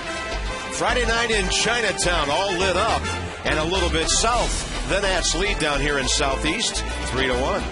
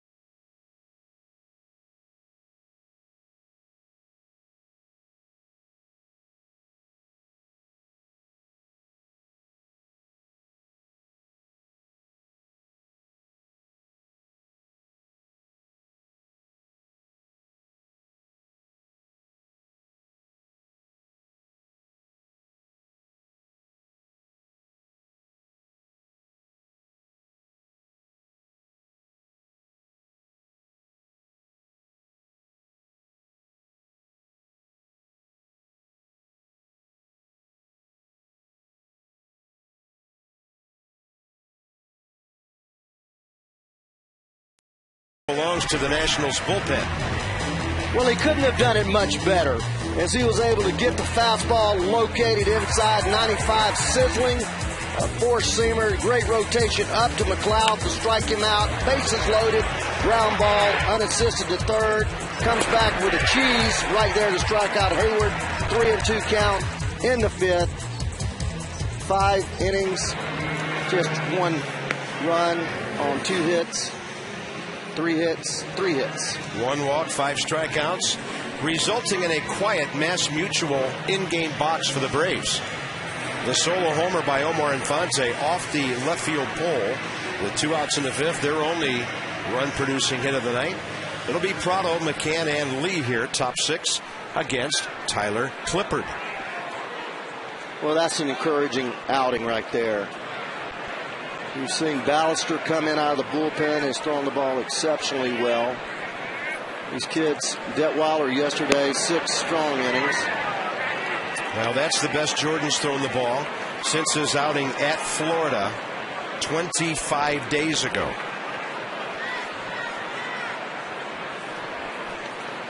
Tyler Clippard not used to being in a ball game quite this early. That's a breaking ball way upstairs.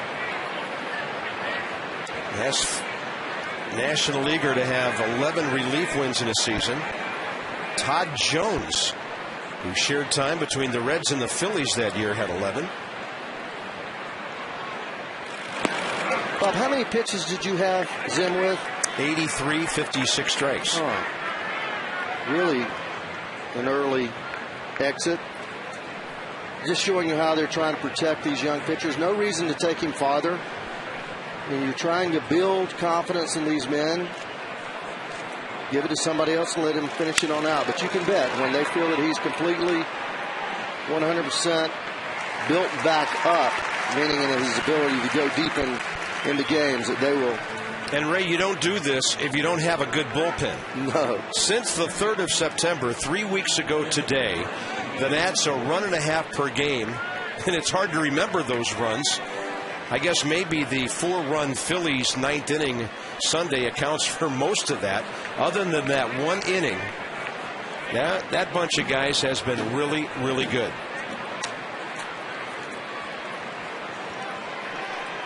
Here's Brian McCann, 0 for 1 with a walk. The shift is on.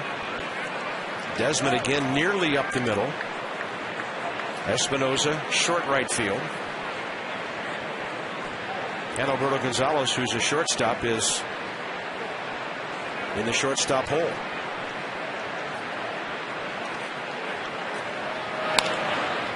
That'll be a foul. 1 ball, 1 strike. And they are flying in Philadelphia. Bottom of the 7th inning. Phillies 3, Mets 2. Phil's trying to reduce their magic number to 3. If the Nats would beat the Braves and the Phillies win, that would knock it down to 2. There's that changeup, a beauty. Brian McCann was all geared up for the number 1, and he got the local, not the express.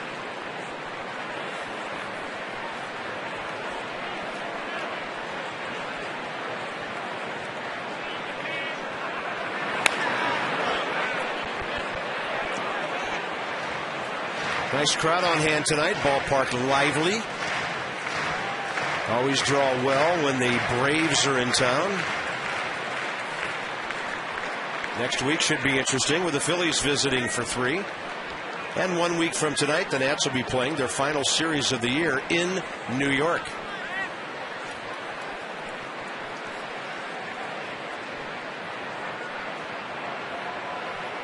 Target away on 1 and 2 and a step off by Tyler.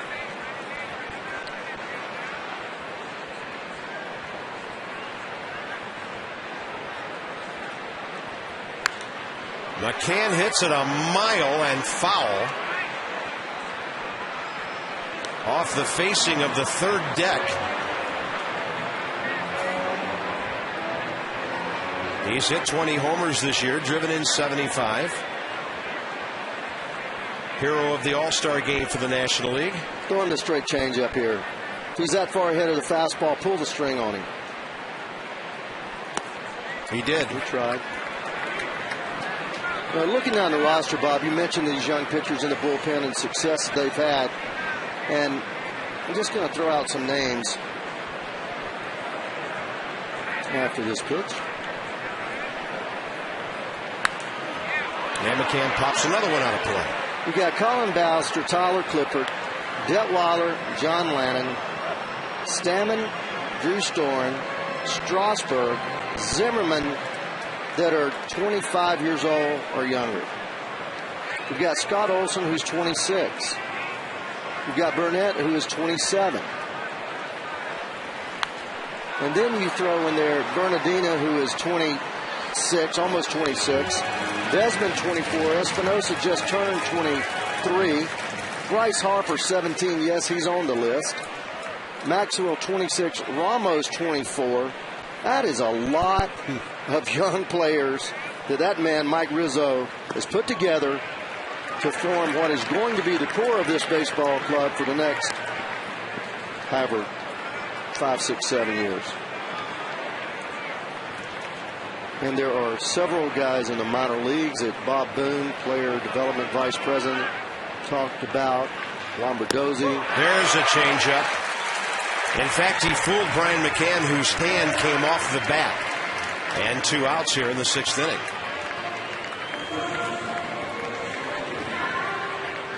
Well, he went with the changeup, and he got him. Look at him way out front. That's what happens. You young pitchers, watch the bat barrel. If a guy pulls you into the upper deck foul, 20 rows, 20 feet, 30 feet foul, then go to something soft, because there's no way that he's going to be able to stay back if he's trying to get the bat barrel that far out in the strike zone. And conversely, if he's that late to a ball that he fouls over the third base dugout as a left-handed hitter, don't go soft with him. Just tighten your pitches up closer to his body and throw your hardest pitch tight to him. Read the bat barrel. Tom Seaver was the best at that. First I ever heard of when I was a young 22-year-old third baseman. He used to ask me, Ray, I want to know where his bat barrel is because sometimes it's tough for me to see.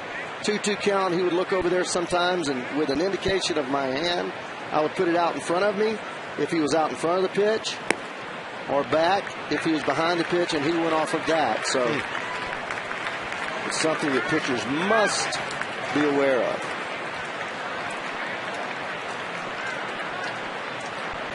One ball and 2 strikes to Derek Lee. 1 for 2 with a base hit last time. And he throws it right by him. Nationals pitchers striking out 7 Atlanta hitters in the first 18 outs of this game.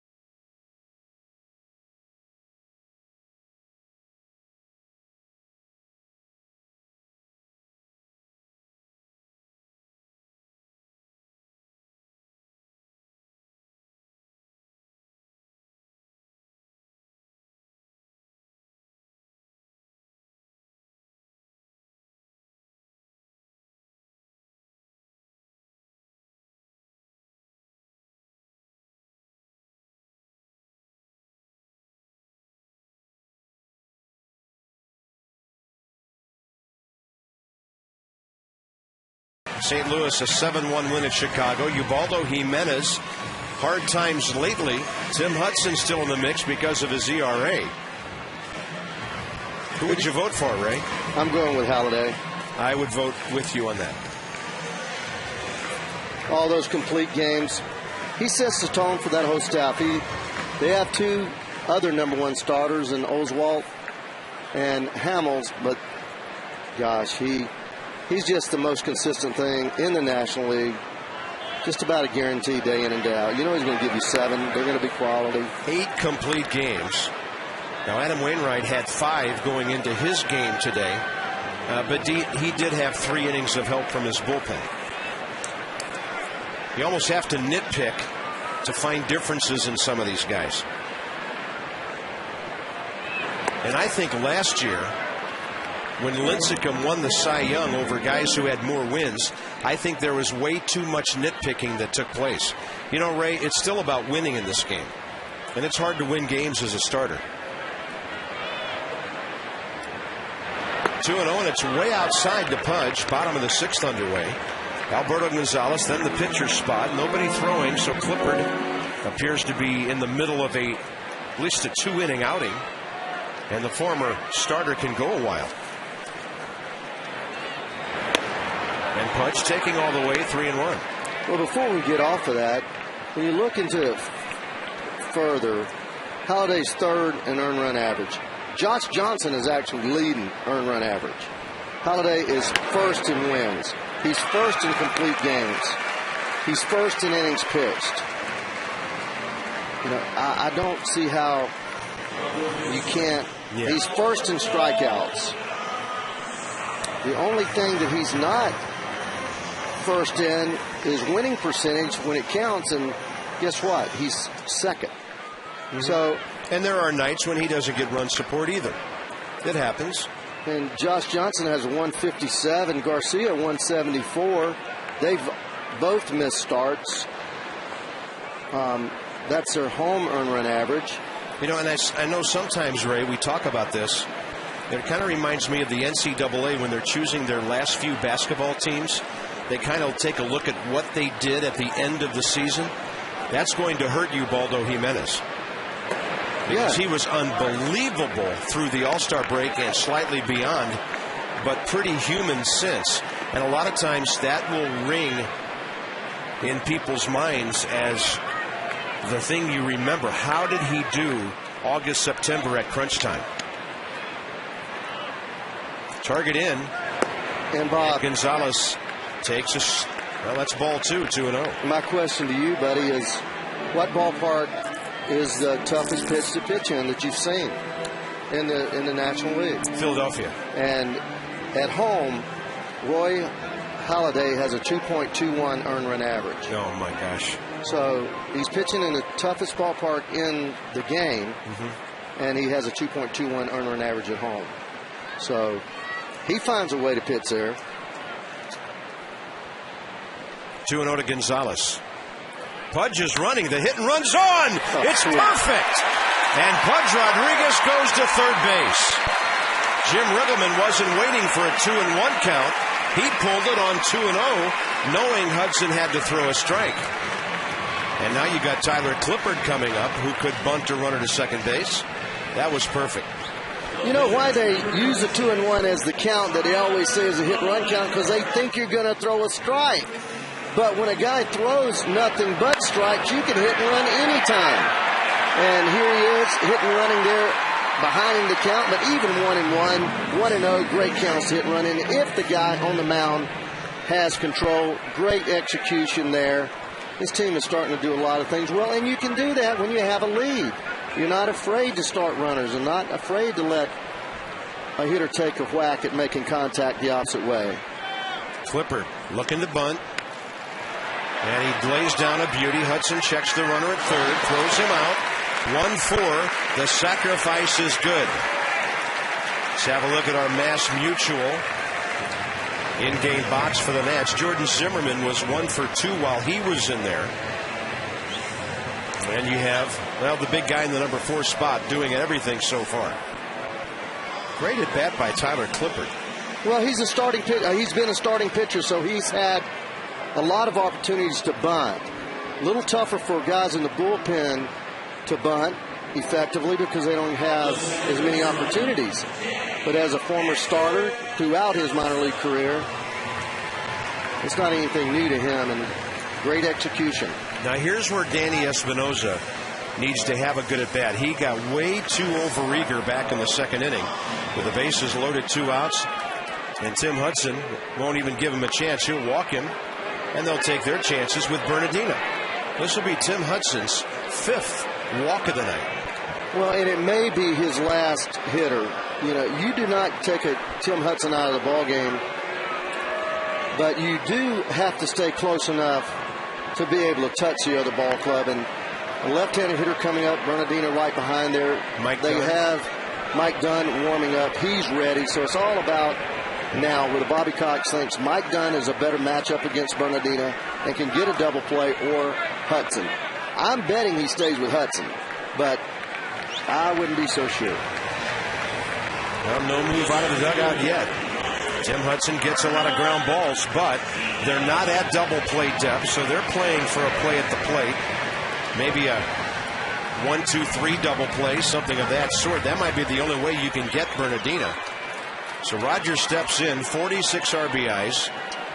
And for the Atlanta Braves, this is one of the biggest at-bats of the year, facing one of their pitchers. And as a hitter, your eyes light up with that infield in.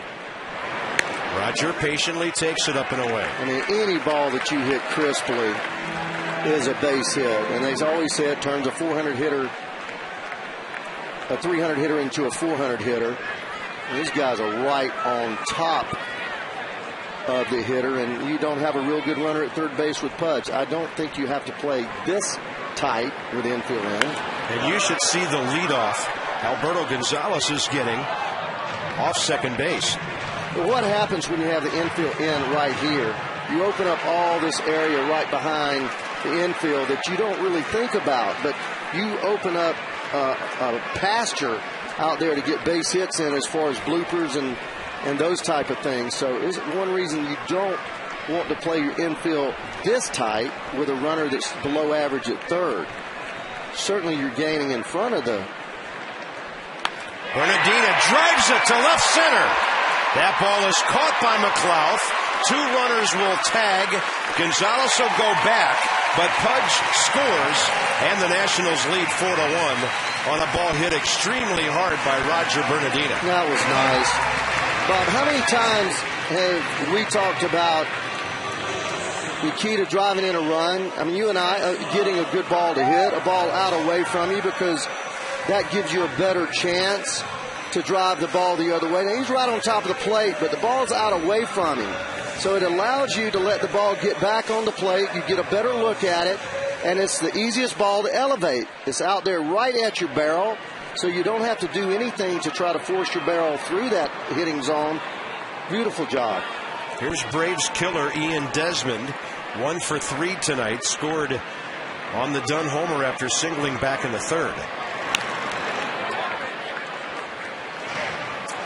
So the Nats have their 3-run lead back. Tim Hudson is due to bat 4th in the Atlanta 7th. Man, that's a big run right there.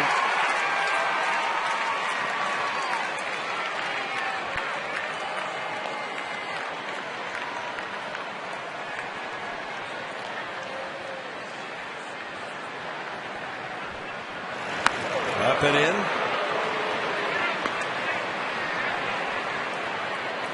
And when you see a guy that's a sinker ball pitcher throw that ball up and in like that, it's because he pulls off the ball, his head pulls toward the first base dugout, his shoulder flies, and the ball goes up and in because he doesn't stay on top of the ball. That usually comes when your legs get a little bit tired or you try to overthrow a little bit. McCann going out to talk to him to make sure that he drives straight to the plate. Nationals Park, Friday, September 24th at 9 p.m. and the Nats have just scored to get their 3-run lead back. Ian Desmond trying to get them more here on MASN HD. Washington out hitting Atlanta 7-3. Adam Dunn's hit 2 home runs, driving in 3. Bernardino sac fly this inning. Ian Desmond 1 ball 1 strike.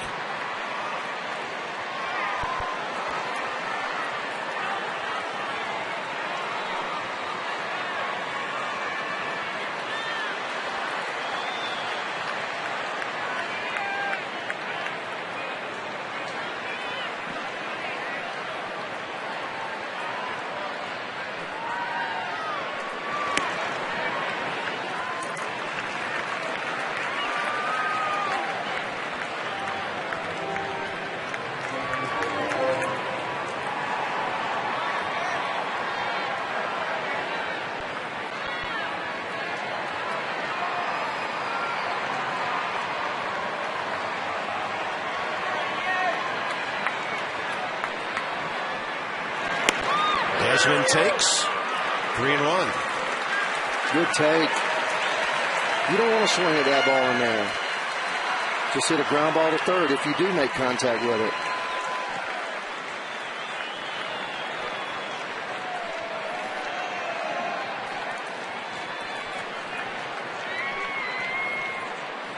Danger lurking. 3-1 pitch. And Adam Dunn will bat with the bases loaded, and it'll probably be against a guy named Dunn. Bobby Cox cannot afford to let this matchup happen again tonight. Tim Hudson will walk 6 Nationals, 1 intentionally, in 5 2/3. This year against Washington, he had gone 7, 7, 7 2/3, and 7. A lot short of that tonight. Adam is next.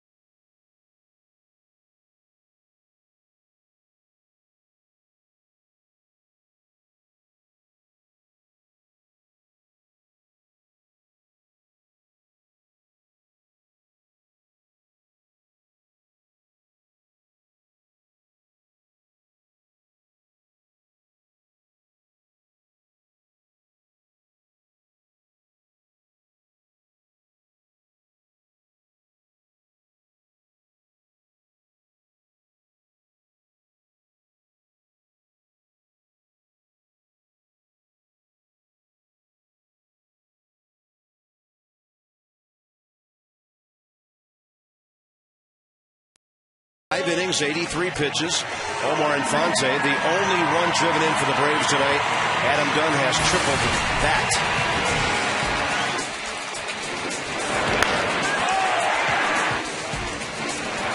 Straightaway center to lead off to second.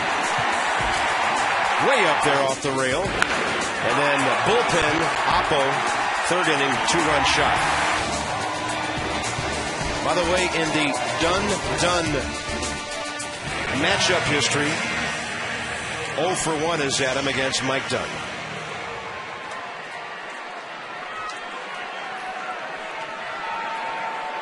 It was a flyout.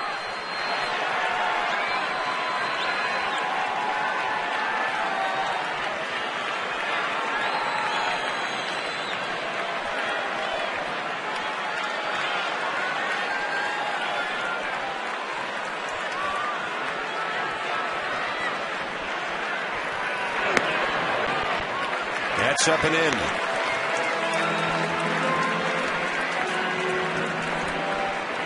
That's a lot of grand slams.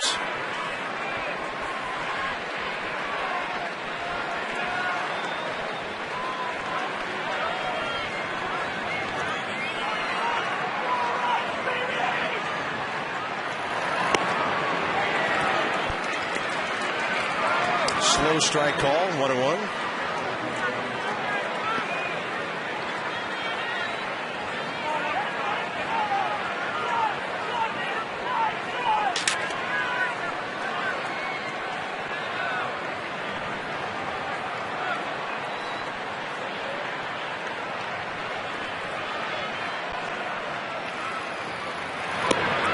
Inside, ball 2.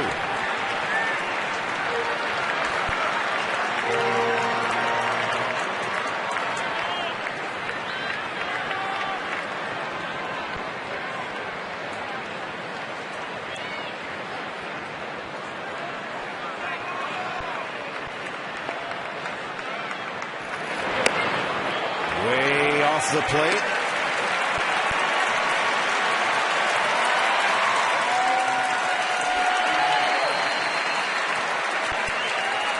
Yeah, unlimited action. That doesn't look good. Well, that's only 16 innings. He's due to give up a run or two, isn't he? Well, he's got to throw a strike here.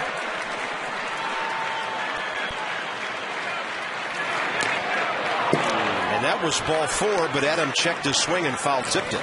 He's not happy with himself. Well, he wants the ball away in that situation, but he's also has 2 home runs, hitting the barrel of his bat. Fastball, he was looking fastball, I think, away, and just the ball did run back into him a little bit. Runners will be moving on a 3-2 with 2 outs. Nats lead 4-1. Adam Dunn, base hit. 2 runs will score. It is 6-1, and he's driven in 5 runs tonight.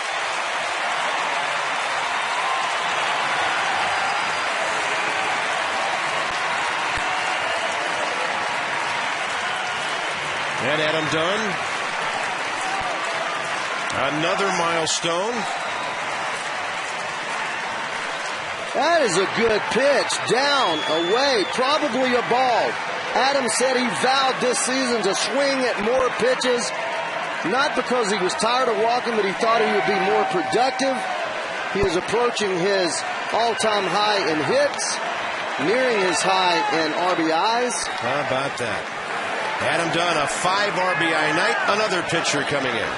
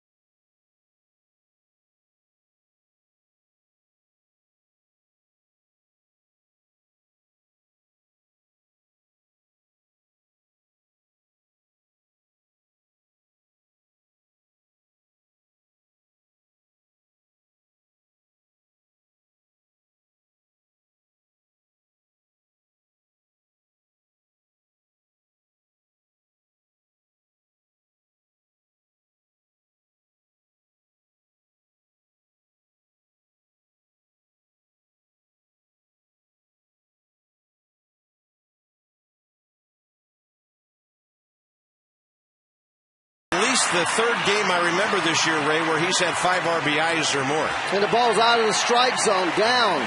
We don't see Adam swing at that pitch very much, but he got it away from him, and he's devastating on the ball away. And crushes the ball through that rank pull, driving in 2 more runs, eclipsing the 100 RBI mark for the 7th time in his career. Started the night with 96. He's at 101, and Adam now has 100 RBIs in 6 of his last 7 years. And it's been certified already. Boy, that's clean. It was a clean single, Ray. That's why they call it that. Oh, God. Peter Moylan, sidewinding right-hander against Michael Morse. Tough for righties to hang in against this guy. But here are the Nats again, driving in runs with 2 outs. They drove a run in with the 2nd out on the Bernardina sac fly. And then Dunn delivers, and Washington leads by 5. All of these runs charged to Tim Hudson and he's responsible for Ian Desmond at third base. Breaking ball outside. And the only 2 outs of the inning, productive outs. Robert? Yes, they were. Sack bunt, sack fly. It's all about pitching, though. Detweiler goes 6. Keeps you in the ball game, gives your offense a chance to do something. Zimmerman goes 5. Morris tries to pull that pitch away, and the Nats are done. But the damage is done. They tack on 3 and lead 6-1 into the 7th.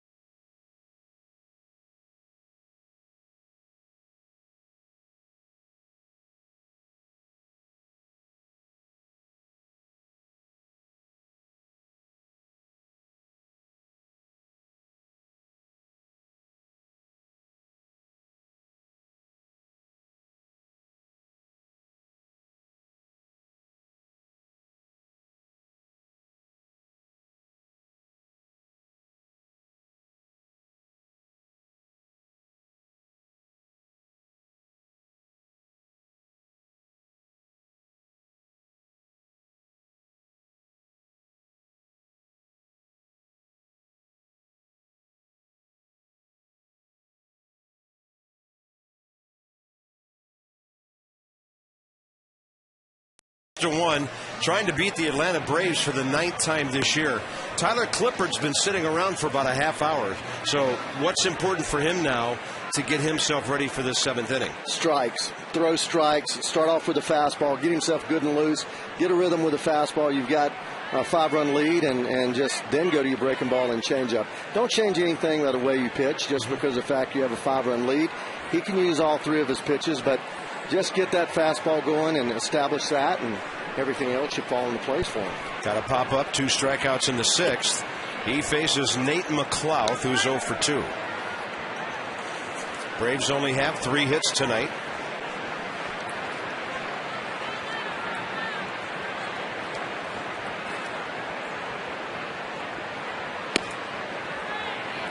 They are in the top of the 9th in Philadelphia. The Mets are batting with runners at first and third and 2 outs against Brad Lidge.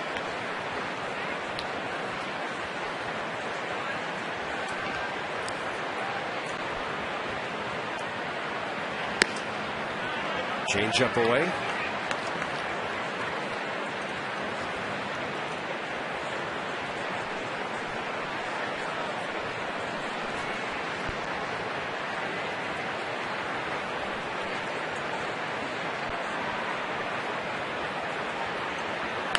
Clippard keeps bringing it. That ball fouled away by Nate McLouth.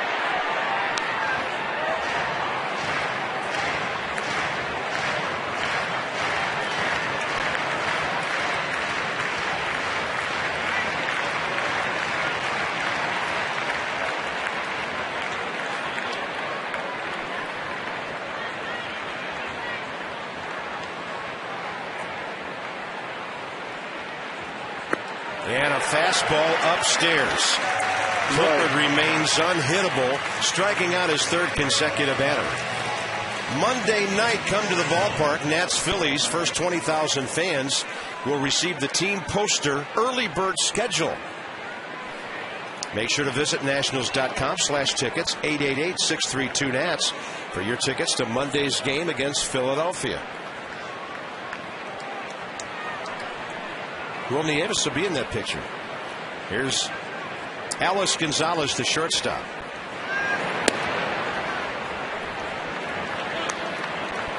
Tight little slider there. 86, a hard one, too.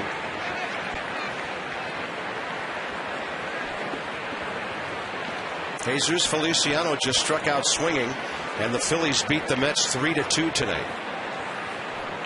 They've won 11 in a row. 11 in September. So right now the Braves are 6.5 out. Could be 7 at the end of the night. And I've got the Phillies' magic number down to 3 right now. Could be 2 later. So Bobby Cox Ball Club just thinking wild card now. No way they're going to catch Philadelphia. Swing and a miss. They keep thinking they can get Clippard's high gas. He has fanned 4 in a row. Well, he throws the ball from right over top. You see the ball well. The ball always looks good to you up because it's closer to your eyes, but nobody gets more high strikeouts on the fastball in this league than Tyler Clippard. And he is moving up that ladder quickly. And again, Mike Marshall had over 100 innings pitched in 1973. To get those 124 strikeouts. Tyler Clippard at this point with 85 innings pitched, 106 strikeouts, actually 86 and 2/3, 87 and 1/3. They can't hit that ball up there. It looks like it's hittable.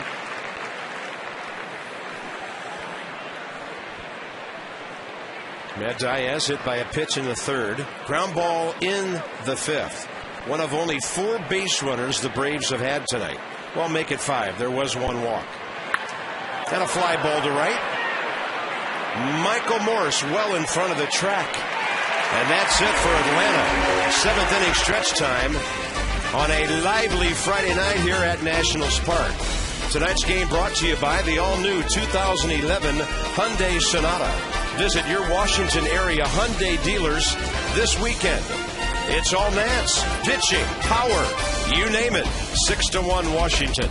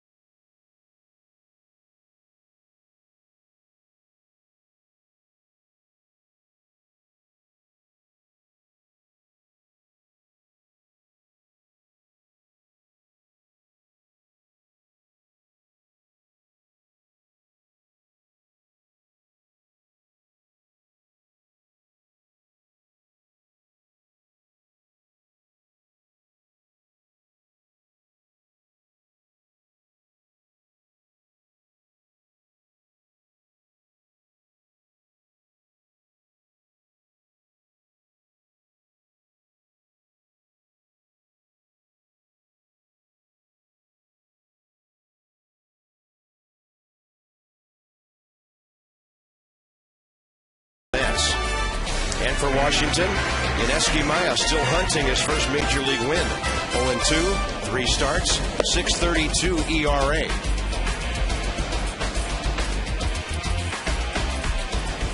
Derek threw about 60% sliders. The Nationals have fared very well against him prior to that start, but he was nailed as he was throwing that slider away and down, and we must have had 8 or 9 check swings in that game. 34-year-old Kyle Farnsworth takes over for the Braves here. By the way, Nats Extra tomorrow, a little lunchtime from the ballpark at 12:30. Byron and Phil. Bottom 7, Harris, Rodriguez, and Gonzalez. And wait till I tell you what Pudge Rodriguez has done when he comes up. You won't believe it.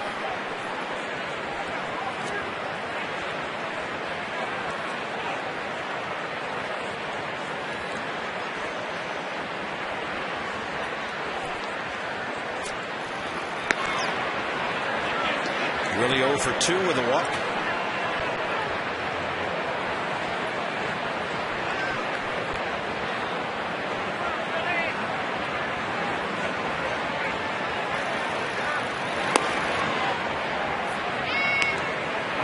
Farnsworth has always had a great arm, throws extremely hard. Coming into this season, 780 strikeouts, 772 innings.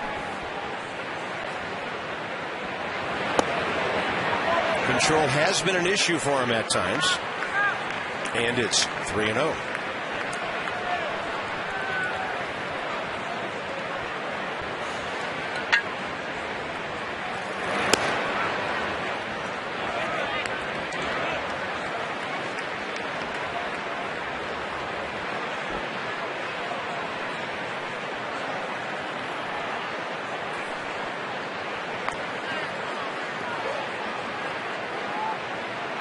Over in the American League, Tampa Bay now leads Seattle 5-2, top of the 7th in Florida. Yankees getting hammered 10-3 by the Red Sox in the 7th. Looks like there will be a new first place team in the East tomorrow. Tampa Bay Rays have done an amazing job of hanging with the Yankees this year.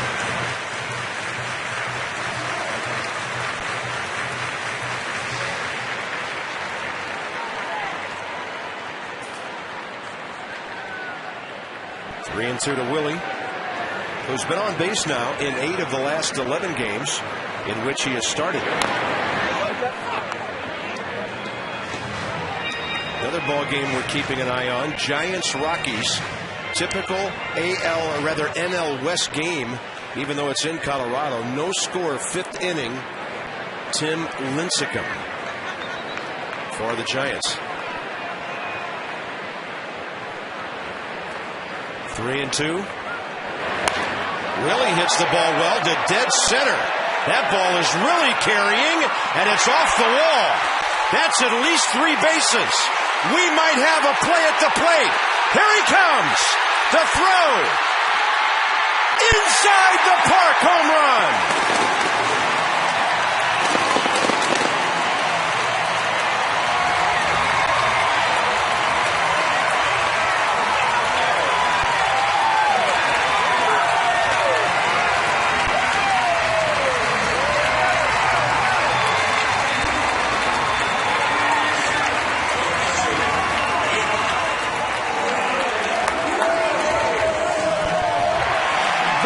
Smoked, and Willie was smoking around the bases. First step out of the batter's box, makes his play. Without him going hard from the get-go, he does not get there, but he is putting him up, laying him down.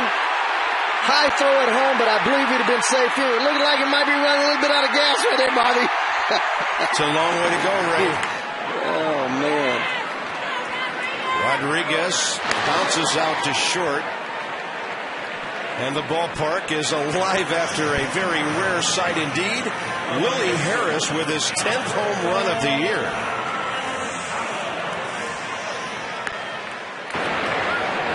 Merry-go-round. Here we go. Oh, yeah. Looking up. He knows he has a chance right there. He kicks it in a little bit. Was kind of watching that ball just a little bit. Thought he might have had it, but starting to bog down just a little bit, but gets in there with Pudge telling him to get down. I never had one of those. That's hard to believe, Ray. Well, you know, the one, though, that I hit in the country baseball, where I hit it into that pin out there. Inside the pork home run? Yeah. The one swallowed by the pig? Yeah, We've heard that one, Ray. Not by me. Silly. That's a 120-yard dash, and you're turning and twisting the whole time. It is not like running in a straight line. That is some exciting play in this game. 0-2 to Gonzalez. And he goes up the middle. To his left, Alex Gonzalez. 2 outs. You can have fun when you're winning. It is so much a difference in just the feeling as it.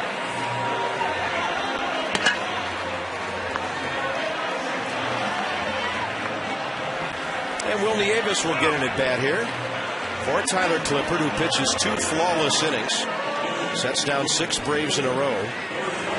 4 of them on strikes.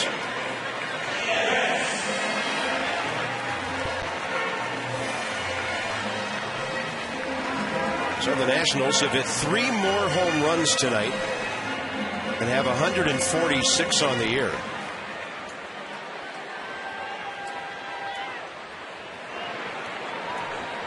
Joel Peralta for the 8th, and he's been brilliant lately.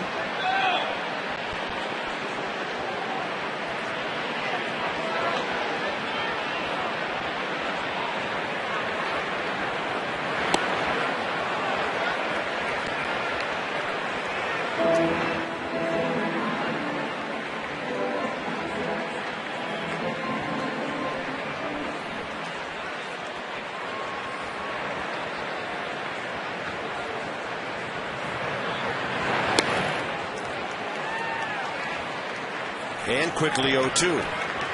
Braves have their pitcher's spot due up in the 8th and the top of the order.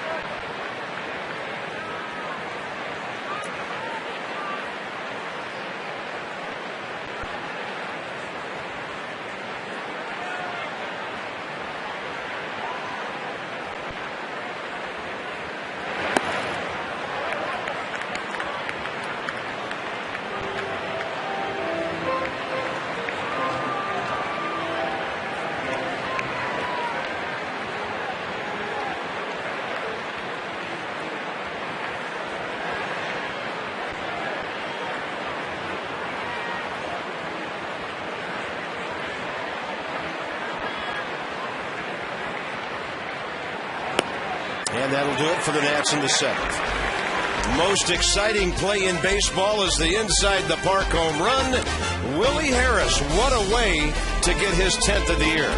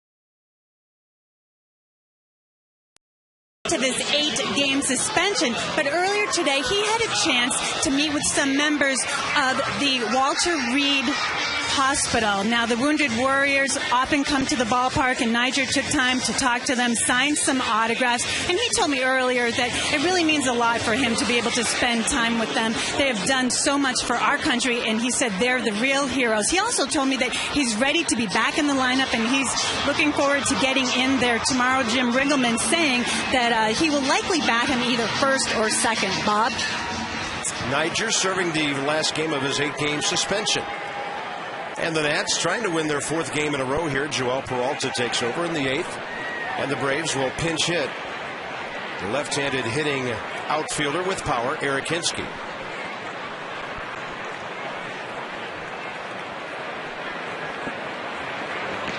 .11 for 40. 2 pinch homers on the year and 9 RBIs. in that role. He'll jack one to right field for a base hit. Late inning pinch hitters are a different breed. They do not work the count. They usually swing early in the count. If they see a fastball, they're hacking. This copyrighted telecast presented by authority of the Washington Nationals and may not be reproduced or retransmitted in any form. And the accounts and descriptions of this game may not be disseminated without the express written consent of the Washington Nationals.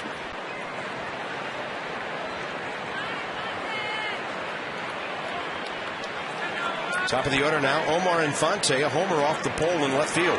His last time up.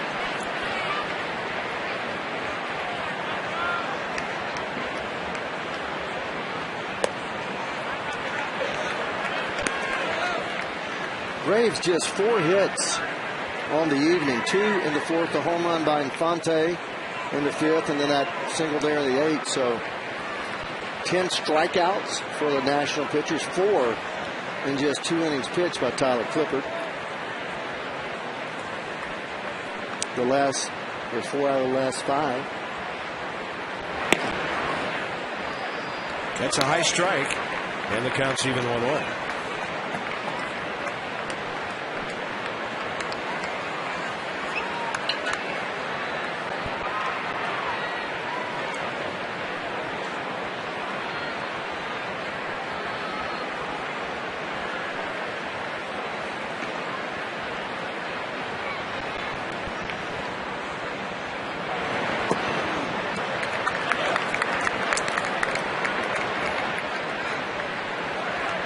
Base hit by Hinsky, only Atlanta's 4th of the game. The Nats have 9.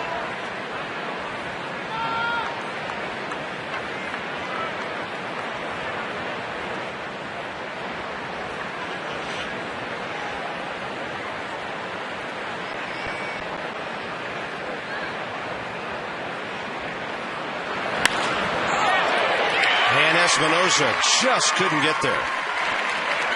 Well hit ball by Infante. He's 2 for 4. And really the first hits given up by Joel Peralta in a while. 2 on, nobody out. Bullpen about to get busy again.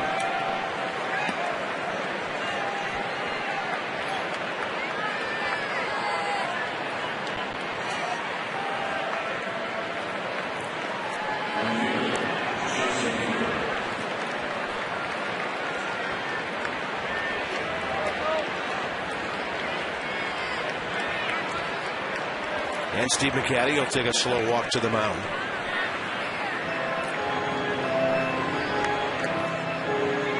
Jason Hayward is next. This game could change in a hurry. They might be trying to give Sean Burnett time to get ready for Hayward. He won't be able to come in because it'll be the second visit if he goes back out. If he could bring it in here himself, but can't make 2 visits in 1 inning, so he would have to face Prado if he's going to face anybody, if he doesn't take him out right here.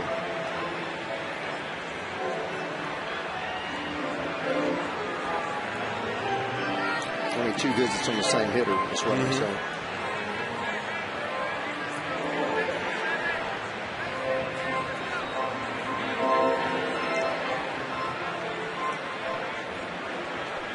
Well, that 6-run cushion looking pretty good suddenly.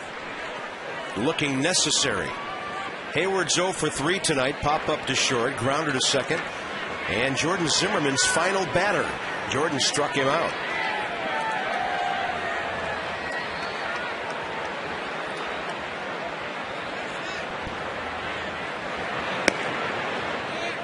You know, Bob, in almost every ball game,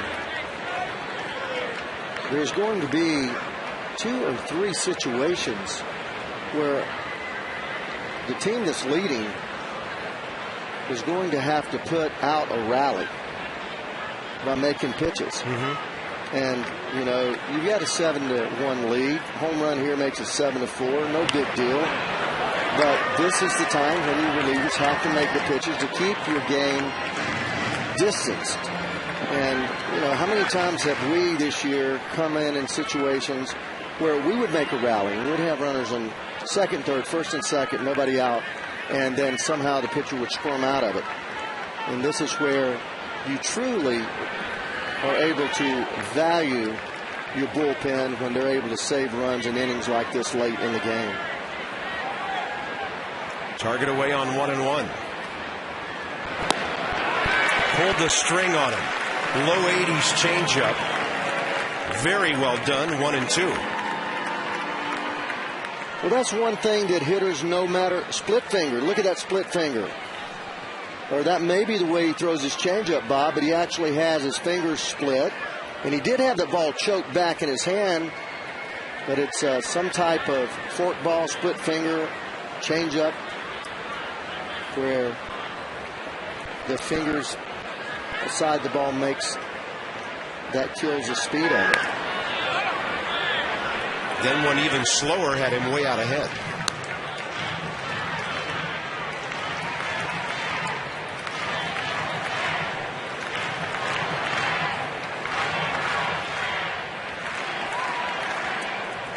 Most guys that have a split finger or a fork ball will tend to grip that pitch as they're setting up. Let's see what he does here.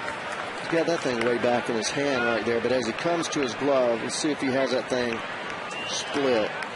No, he didn't do it, so I have no idea what he's throwing here. Target's way in there. He runs back the fastball, didn't miss by much. 2-2.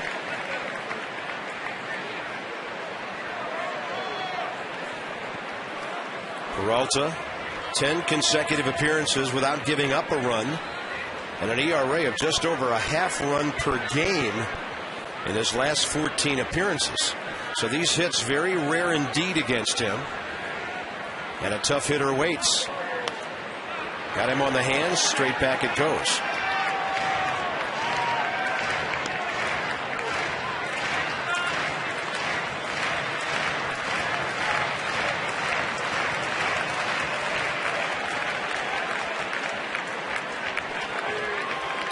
Bob, he is setting that ball for the splitter when he goes into his glove. See the three fingers to the side of the ball? That means that he's got the index finger and the thumb there on the only two things on the left side of the ball. And he didn't really do any changing, so I think this will be a split finger. Yep. Yep, and he overthrew it. Sounds kind of like an oxymoron. You overthrow the ball, and it comes up way short.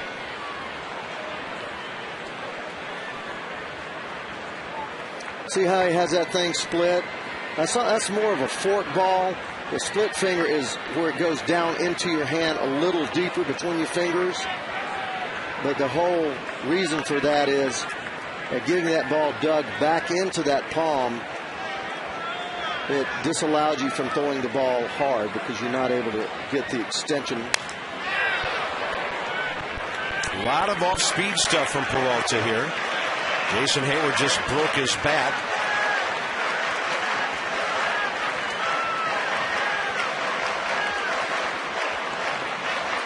Well, we talked a little bit about the Cy Young Award. What are you thinking about Rookie of the Year now, Bob? With Sanchez, Hayward, Buster Posey has to be in that picture, as hot as he has been. And Desi, as I see it, is probably fourth. But when you look on the sheet, Sanchez is leading in home runs. He's leading in RBIs. He's leading in multi-hit games. Hayward, and Adam Dunn misses it. Hinsky scores. Infante to third. And the Braves are back on the board. It's 7-2 now. Still nobody out. You're hoping Adam Dunn can at least knock that ball down and get an out at first base. You just got to make that play.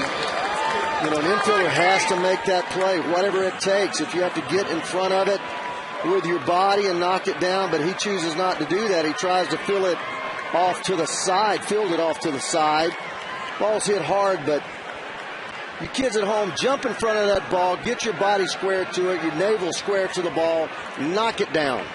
Just like my partner said, then you get the out at first base. And he could have moved over there. He just locked himself up and reached for that ball. Adam Dunn's 12th error of the year. The Nats have made 2 tonight. One by Jordan Zimmerman and this one. Yeah, and anytime you can drive in more than you let in, he's +4 on the night. That's true. I haven't heard the announcement, but I would give Hayward an RBI there. I mean, Adam Dunn knocks it down, gets it out at first. Or was Hinske at second? He was at second base. Okay, yeah, no RBI then. Pardon me, I thought he was at third. Now the runners are at second and third. And all you need now is outs.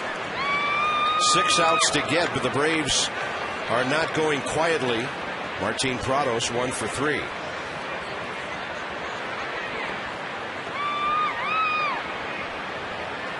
The Nationals have to be thinking one thing here. You know, too many times that you're behind in a game, they shut you down. Like 1 out of 83 times you win when you're down 7 runs. There cannot be any thought in that bullpen, in that dugout about losing a ball game like this.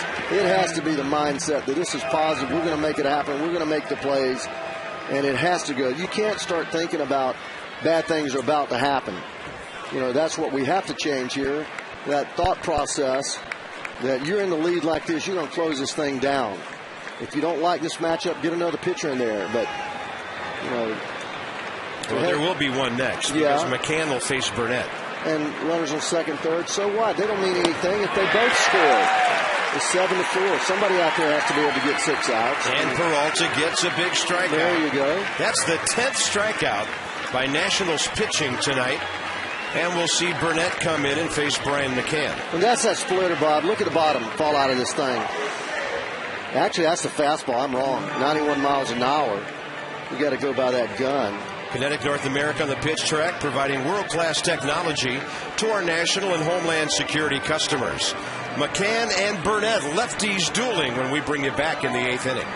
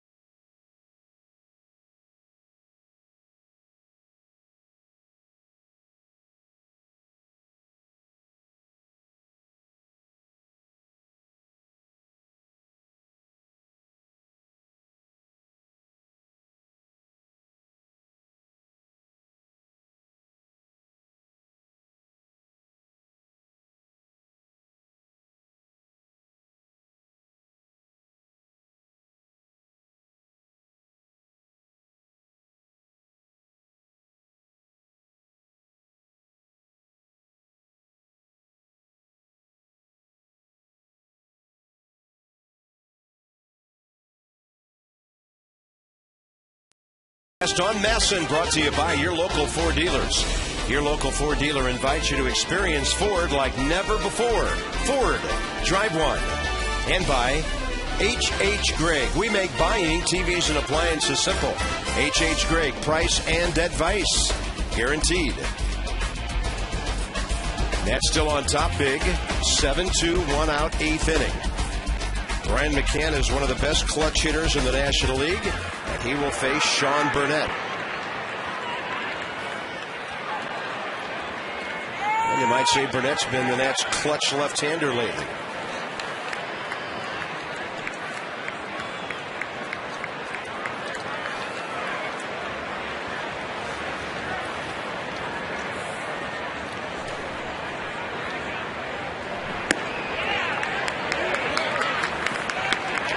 Left-handers hitting him 286 this year.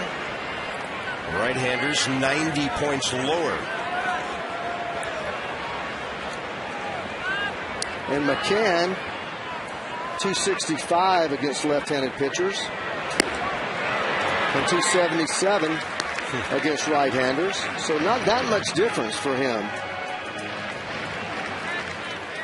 Not a matchup to his liking. No. And I guess that check swing pretty indicative of how things have gone.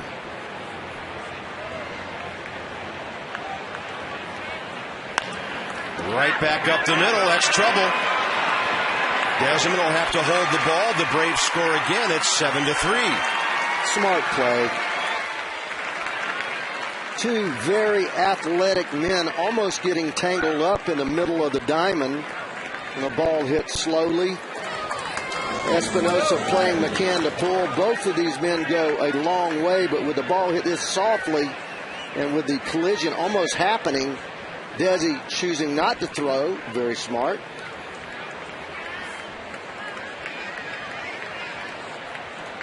Next up, the dangerous Derek Lee, and suddenly this is interesting. The tying runs in the on-deck circle with 2 outs in the 8th. Derek Lee, since coming over from the Cubs, hitting .280 for the Braves, 2 home runs, 17 RBIs in 31 games.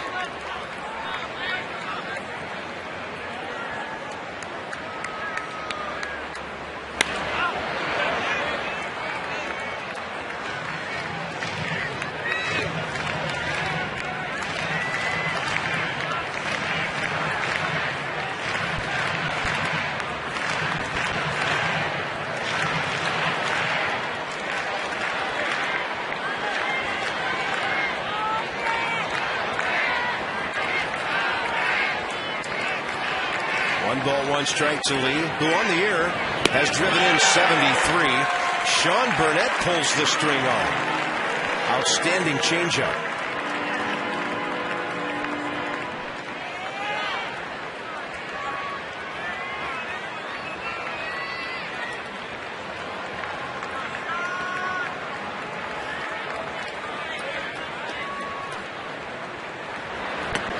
And he goes with a hard-breaking ball, misses down 2-2.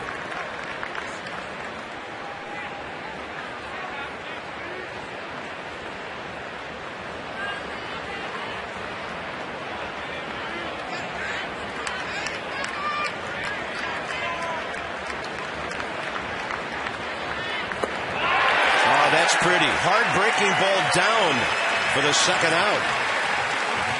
Sean Burnett really mixing up his pitches to Derek Lee. 2-2 pitch comes in with a nice breaking ball down and in. And again, how many times do you see hitters swing at the ball that disappears at the bottom of the strike zone? Good curveball, starting it right below the knee, and then breaking straight down to the plate.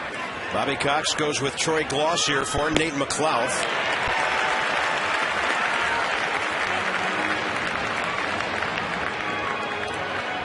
Bobby Cox knows he's running out of outs. He needs somebody who can drive the ball here, down by 4.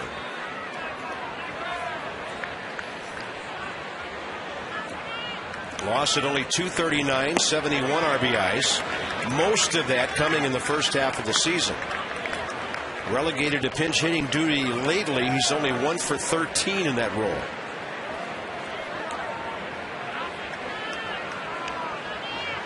And actually he's hitting right-handed pitchers better than left-handers, down .230 against left-handed pitchers this season, with only 5 home runs of his 16 being against left-handed pitchers. 29 for 126. And as you mentioned, Bob, has struggled immensely pinch hitting. 2 for 13 against left-handers, so he hasn't done a whole lot of damage coming off the bench. 1 ball and 2 strikes here in the 8th. Burnett goes changeup.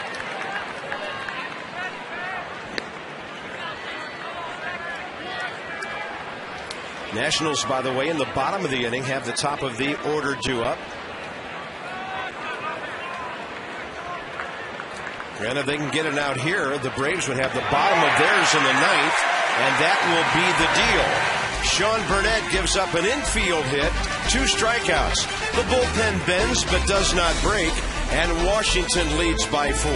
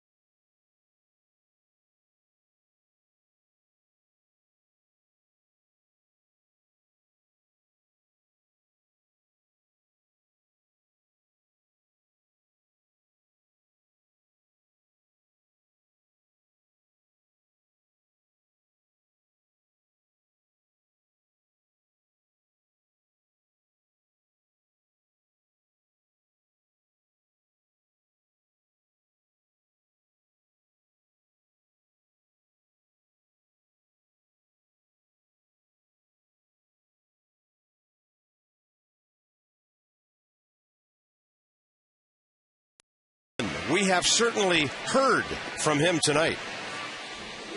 Now let's take a look at tonight's defining moment. How about it?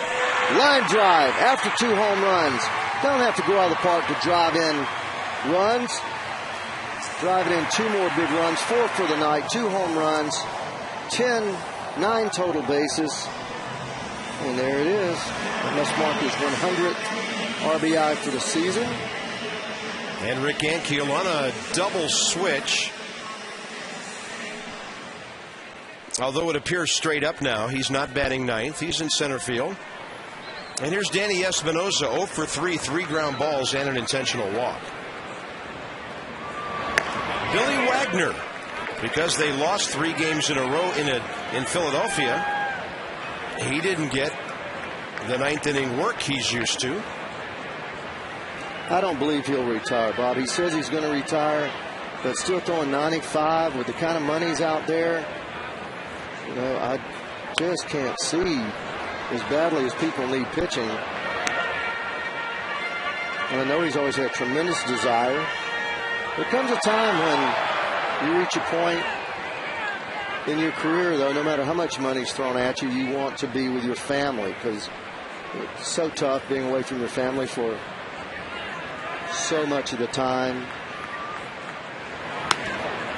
Billy Wagner's first year in the big leagues, 95. So this is 17 years for him. Yeah. Look at that, almost 12 strikeouts per 9 innings. He has been, nobody really close. He's been a dandy. When Strasburg gets healthy, he'll have those kind of numbers.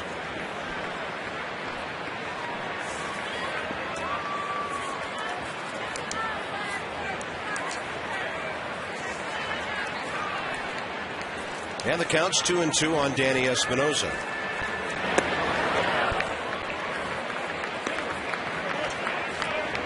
It's nice to see Danny work back into these counts after getting 0-2. Right-handed, he seems to do that much more efficiently than he does left-handed. And by the way, Billy Wagner 1 strikeout away from Raleigh Fingers. He won't get it there as he walks Espinosa. Leadoff man on, bottom of the 8th.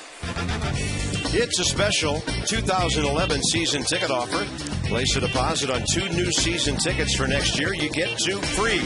Go to nationals.com/2011 for more information.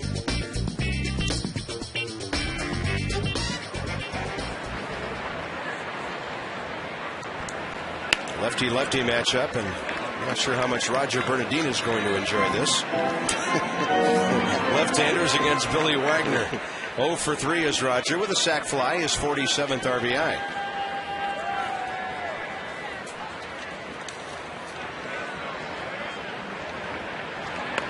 He lays down a bunt on a breaking ball.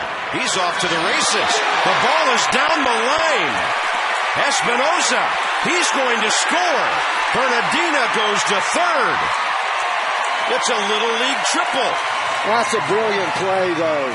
That is a brilliant play. I believe he did that on his own. A guy that's tough, you may not feel comfortable. There's another arsenal that you have to go to. The bunt. He was going to be safe there, very close. What a smart play. This kid is a smart baseball player now. Billy Wagner, nowhere in his mind did he think, oh, he's going to be safe anyway. It's got to be a base hit in the error. Yeah, originally I'm thinking sacrificing an error, but he was there. Beautiful play, Bob. That is the kind of thing that gives me chills to see plays that are put together that a player just thinks of on his own and executes them so well that gives you a run on a ball that's bunted, what, 15, 18 feet? Yeah. Danny Espinosa showing you the great wheels that he has, scoring easily. Danny scored 2 runs on walks. That's what a leadoff hitter does for you. Find a way to get on, huh? Just get on base some way and tally those runs. And Desmond thinking right field, late for that one. You know, the Braves have had a really strange year defensively as well. That's their 118th error. They're in the bottom 3 or 4 in the league in team defense, which is very unusual for a Bobby Cox team. Yeah, from what we've seen in the last 2 weeks, they're not playing like a playoff team. Remember those day games in Atlanta and the one night game that McCann got picked off running? They dropped a fly ball in the outfield.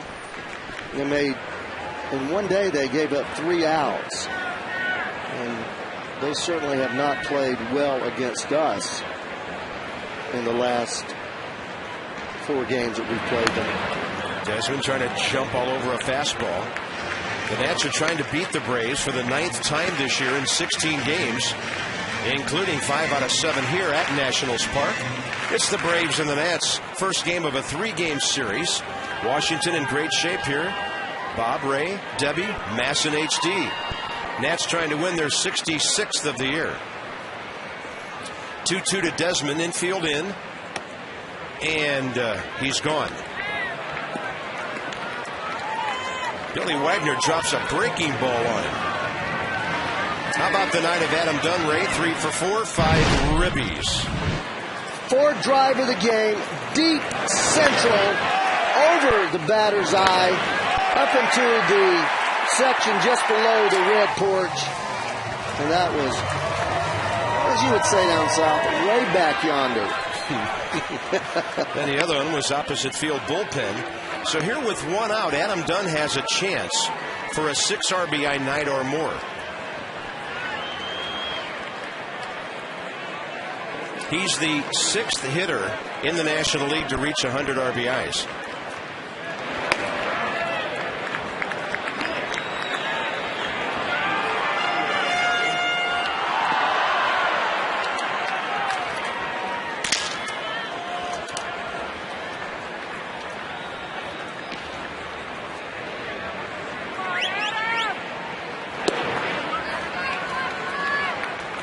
Just a note on Adam Dunn, his career, when you look at his numbers, they just jump out at you.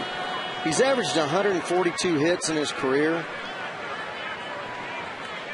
As high as 151. He's at 142 right now, so that's what he's averaged. Late for that heater, 2-2. He's averaged 40 home runs, 101 RBI, 29 doubles, and 95 runs scored, while hitting 249. He's hitting 267, so that's the best average he's ever had, 266 being the high. And he foul tips the ball into the catcher's mitt, angry that he couldn't get it. But the crowd gives him some applause anyway, 2 outs.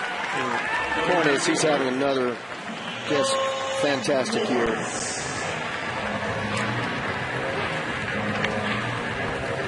Here's Michael Morse. Mike has a base hit, a walk tonight. Came in hitting 300, so he's just right there still. And he's hit 366 over his last just about 4 weeks. Taking the ball up the middle as well as anybody.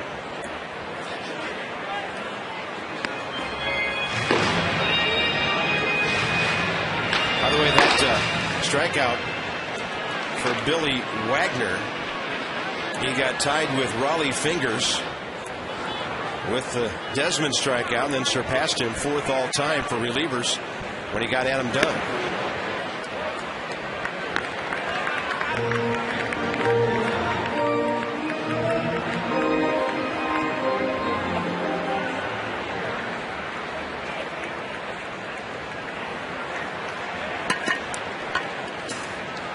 To Michael.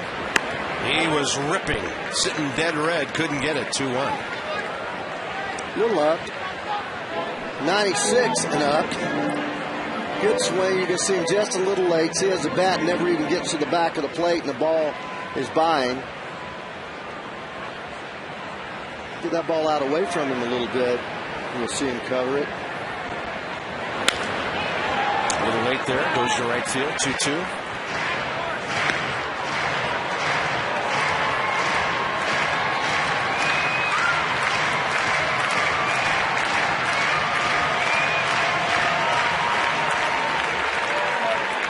Medina's at third, 2 outs.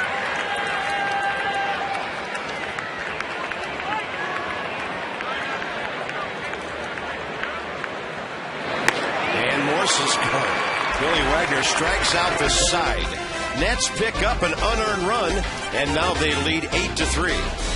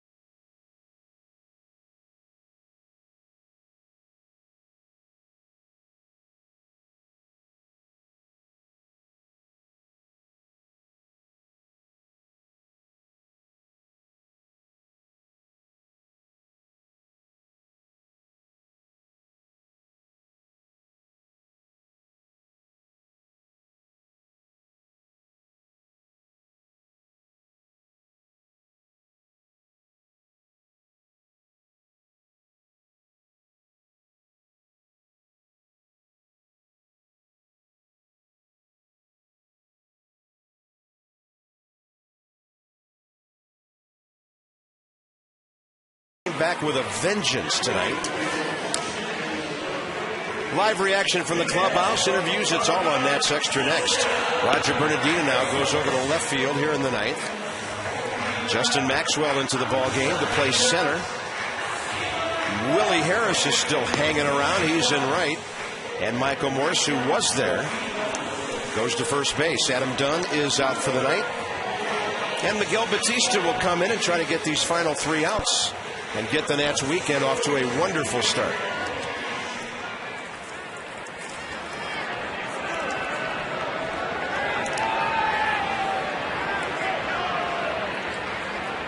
He has put together a good year too, Bob. His earned run average is in the 5s for the most of April and May.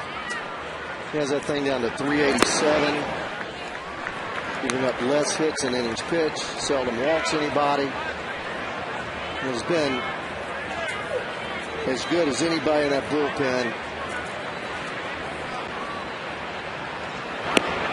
Comes in throwing strikes. Alex Gonzalez, the hitter.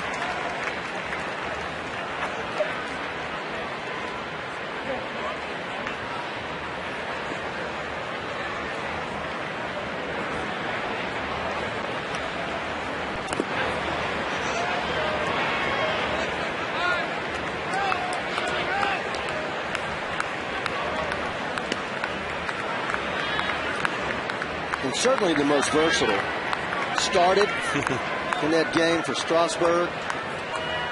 He has been long. He's been short. Been in the middle.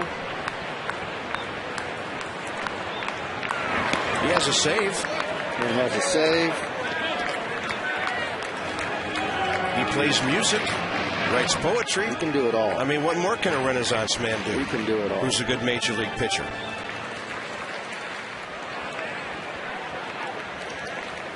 3 balls and a strike to Alex Gonzalez. Nats lead by 5. You don't want to walk anybody here. And Gonzalez fouls it over the dugout.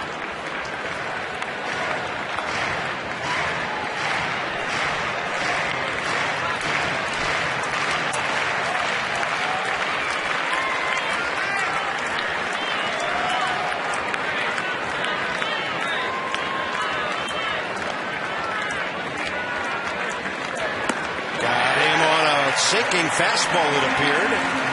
How about the Nationals and their strikeouts tonight? 13 Ks by the Washington pitching staff. Sinker, just running it down and hard in. Late break, way over the top of it. Brooks Conrad now will pinch hit for Matt Diaz. Switch inning infielder.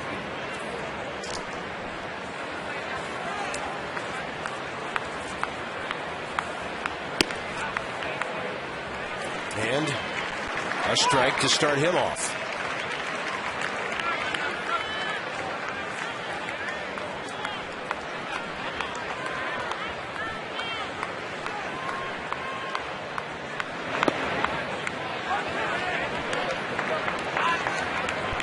Bob, when we were in Atlanta, you mentioned how you thought that the loss of Chipper Jones would affect this ball club down the line, even though Infante has played exceptionally well. And they lost the one guy that they depend on, that they lean on, that is not fazed by anything, that has always been, no matter what the situation is, a guy that clutched up. And they've done it with pitching when they were hot. They had their pitching going well. And a lot of timely hits. Gloss hot the first half of the season. But their lineup, when you look at it, it's just not imposing. Although there's some good hitters up and down the lineup, it's just not deep. Lee coming in there has done a decent job, but he hasn't got the clutch hits that they're accustomed to from Chipper.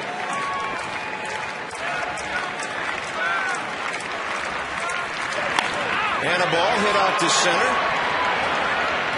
Justin Maxwell is there. And the Nats are 1 out away from a 4-1 homestand. Have the Nationals won 4 games in a row this season? This will be the first one. Yeah. How about that? I thought that I remembered that. How about going for 5 behind Yudesky Maya tomorrow? Well, Yudesky's been very good, except for 3 innings. He's been exceptional with his slider and his curveball. And he looked, his last outing, so much more settled down. I think he's going to be a keeper, a guy that fits in the middle of your rotation. Freddie Freeman goes up hacking, hitting for Billy Wagner. The Nats about to send the Braves to their 4th loss in a row. By the way, if Atlanta loses this game, they'll be 21-20 without Chipper Jones. Just over 500 doesn't cut it this time of the year. But they're in the thick of the wild card race. San Francisco's winning at Colorado 2-1 in the 8th. And here's Batista, low and inside, 1 ball, 1 strike.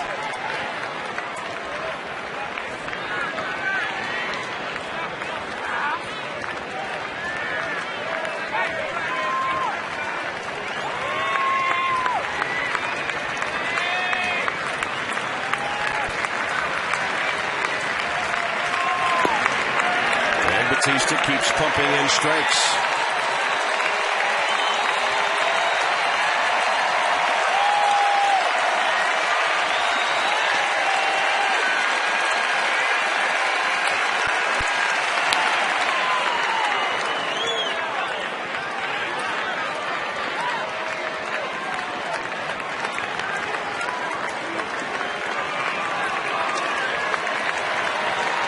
Only 6 hits for the Braves tonight, 1 extra base hit. And this is still the 4th highest scoring team in the league.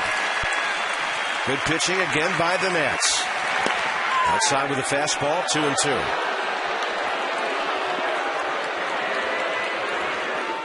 Well, we were squawking a lot about multi-runs and multi-innings, and just as we started talking about that about 5 days ago, 4 straight games the Nationals have done that. Swing and a miss, it's over. Took over 3 hours. But the Nats, on 10 hits, 3 home runs, including an inside the Parker by Willie Harris, beat the Atlanta Braves for the 9th time this year. More from a happy ballpark straight ahead.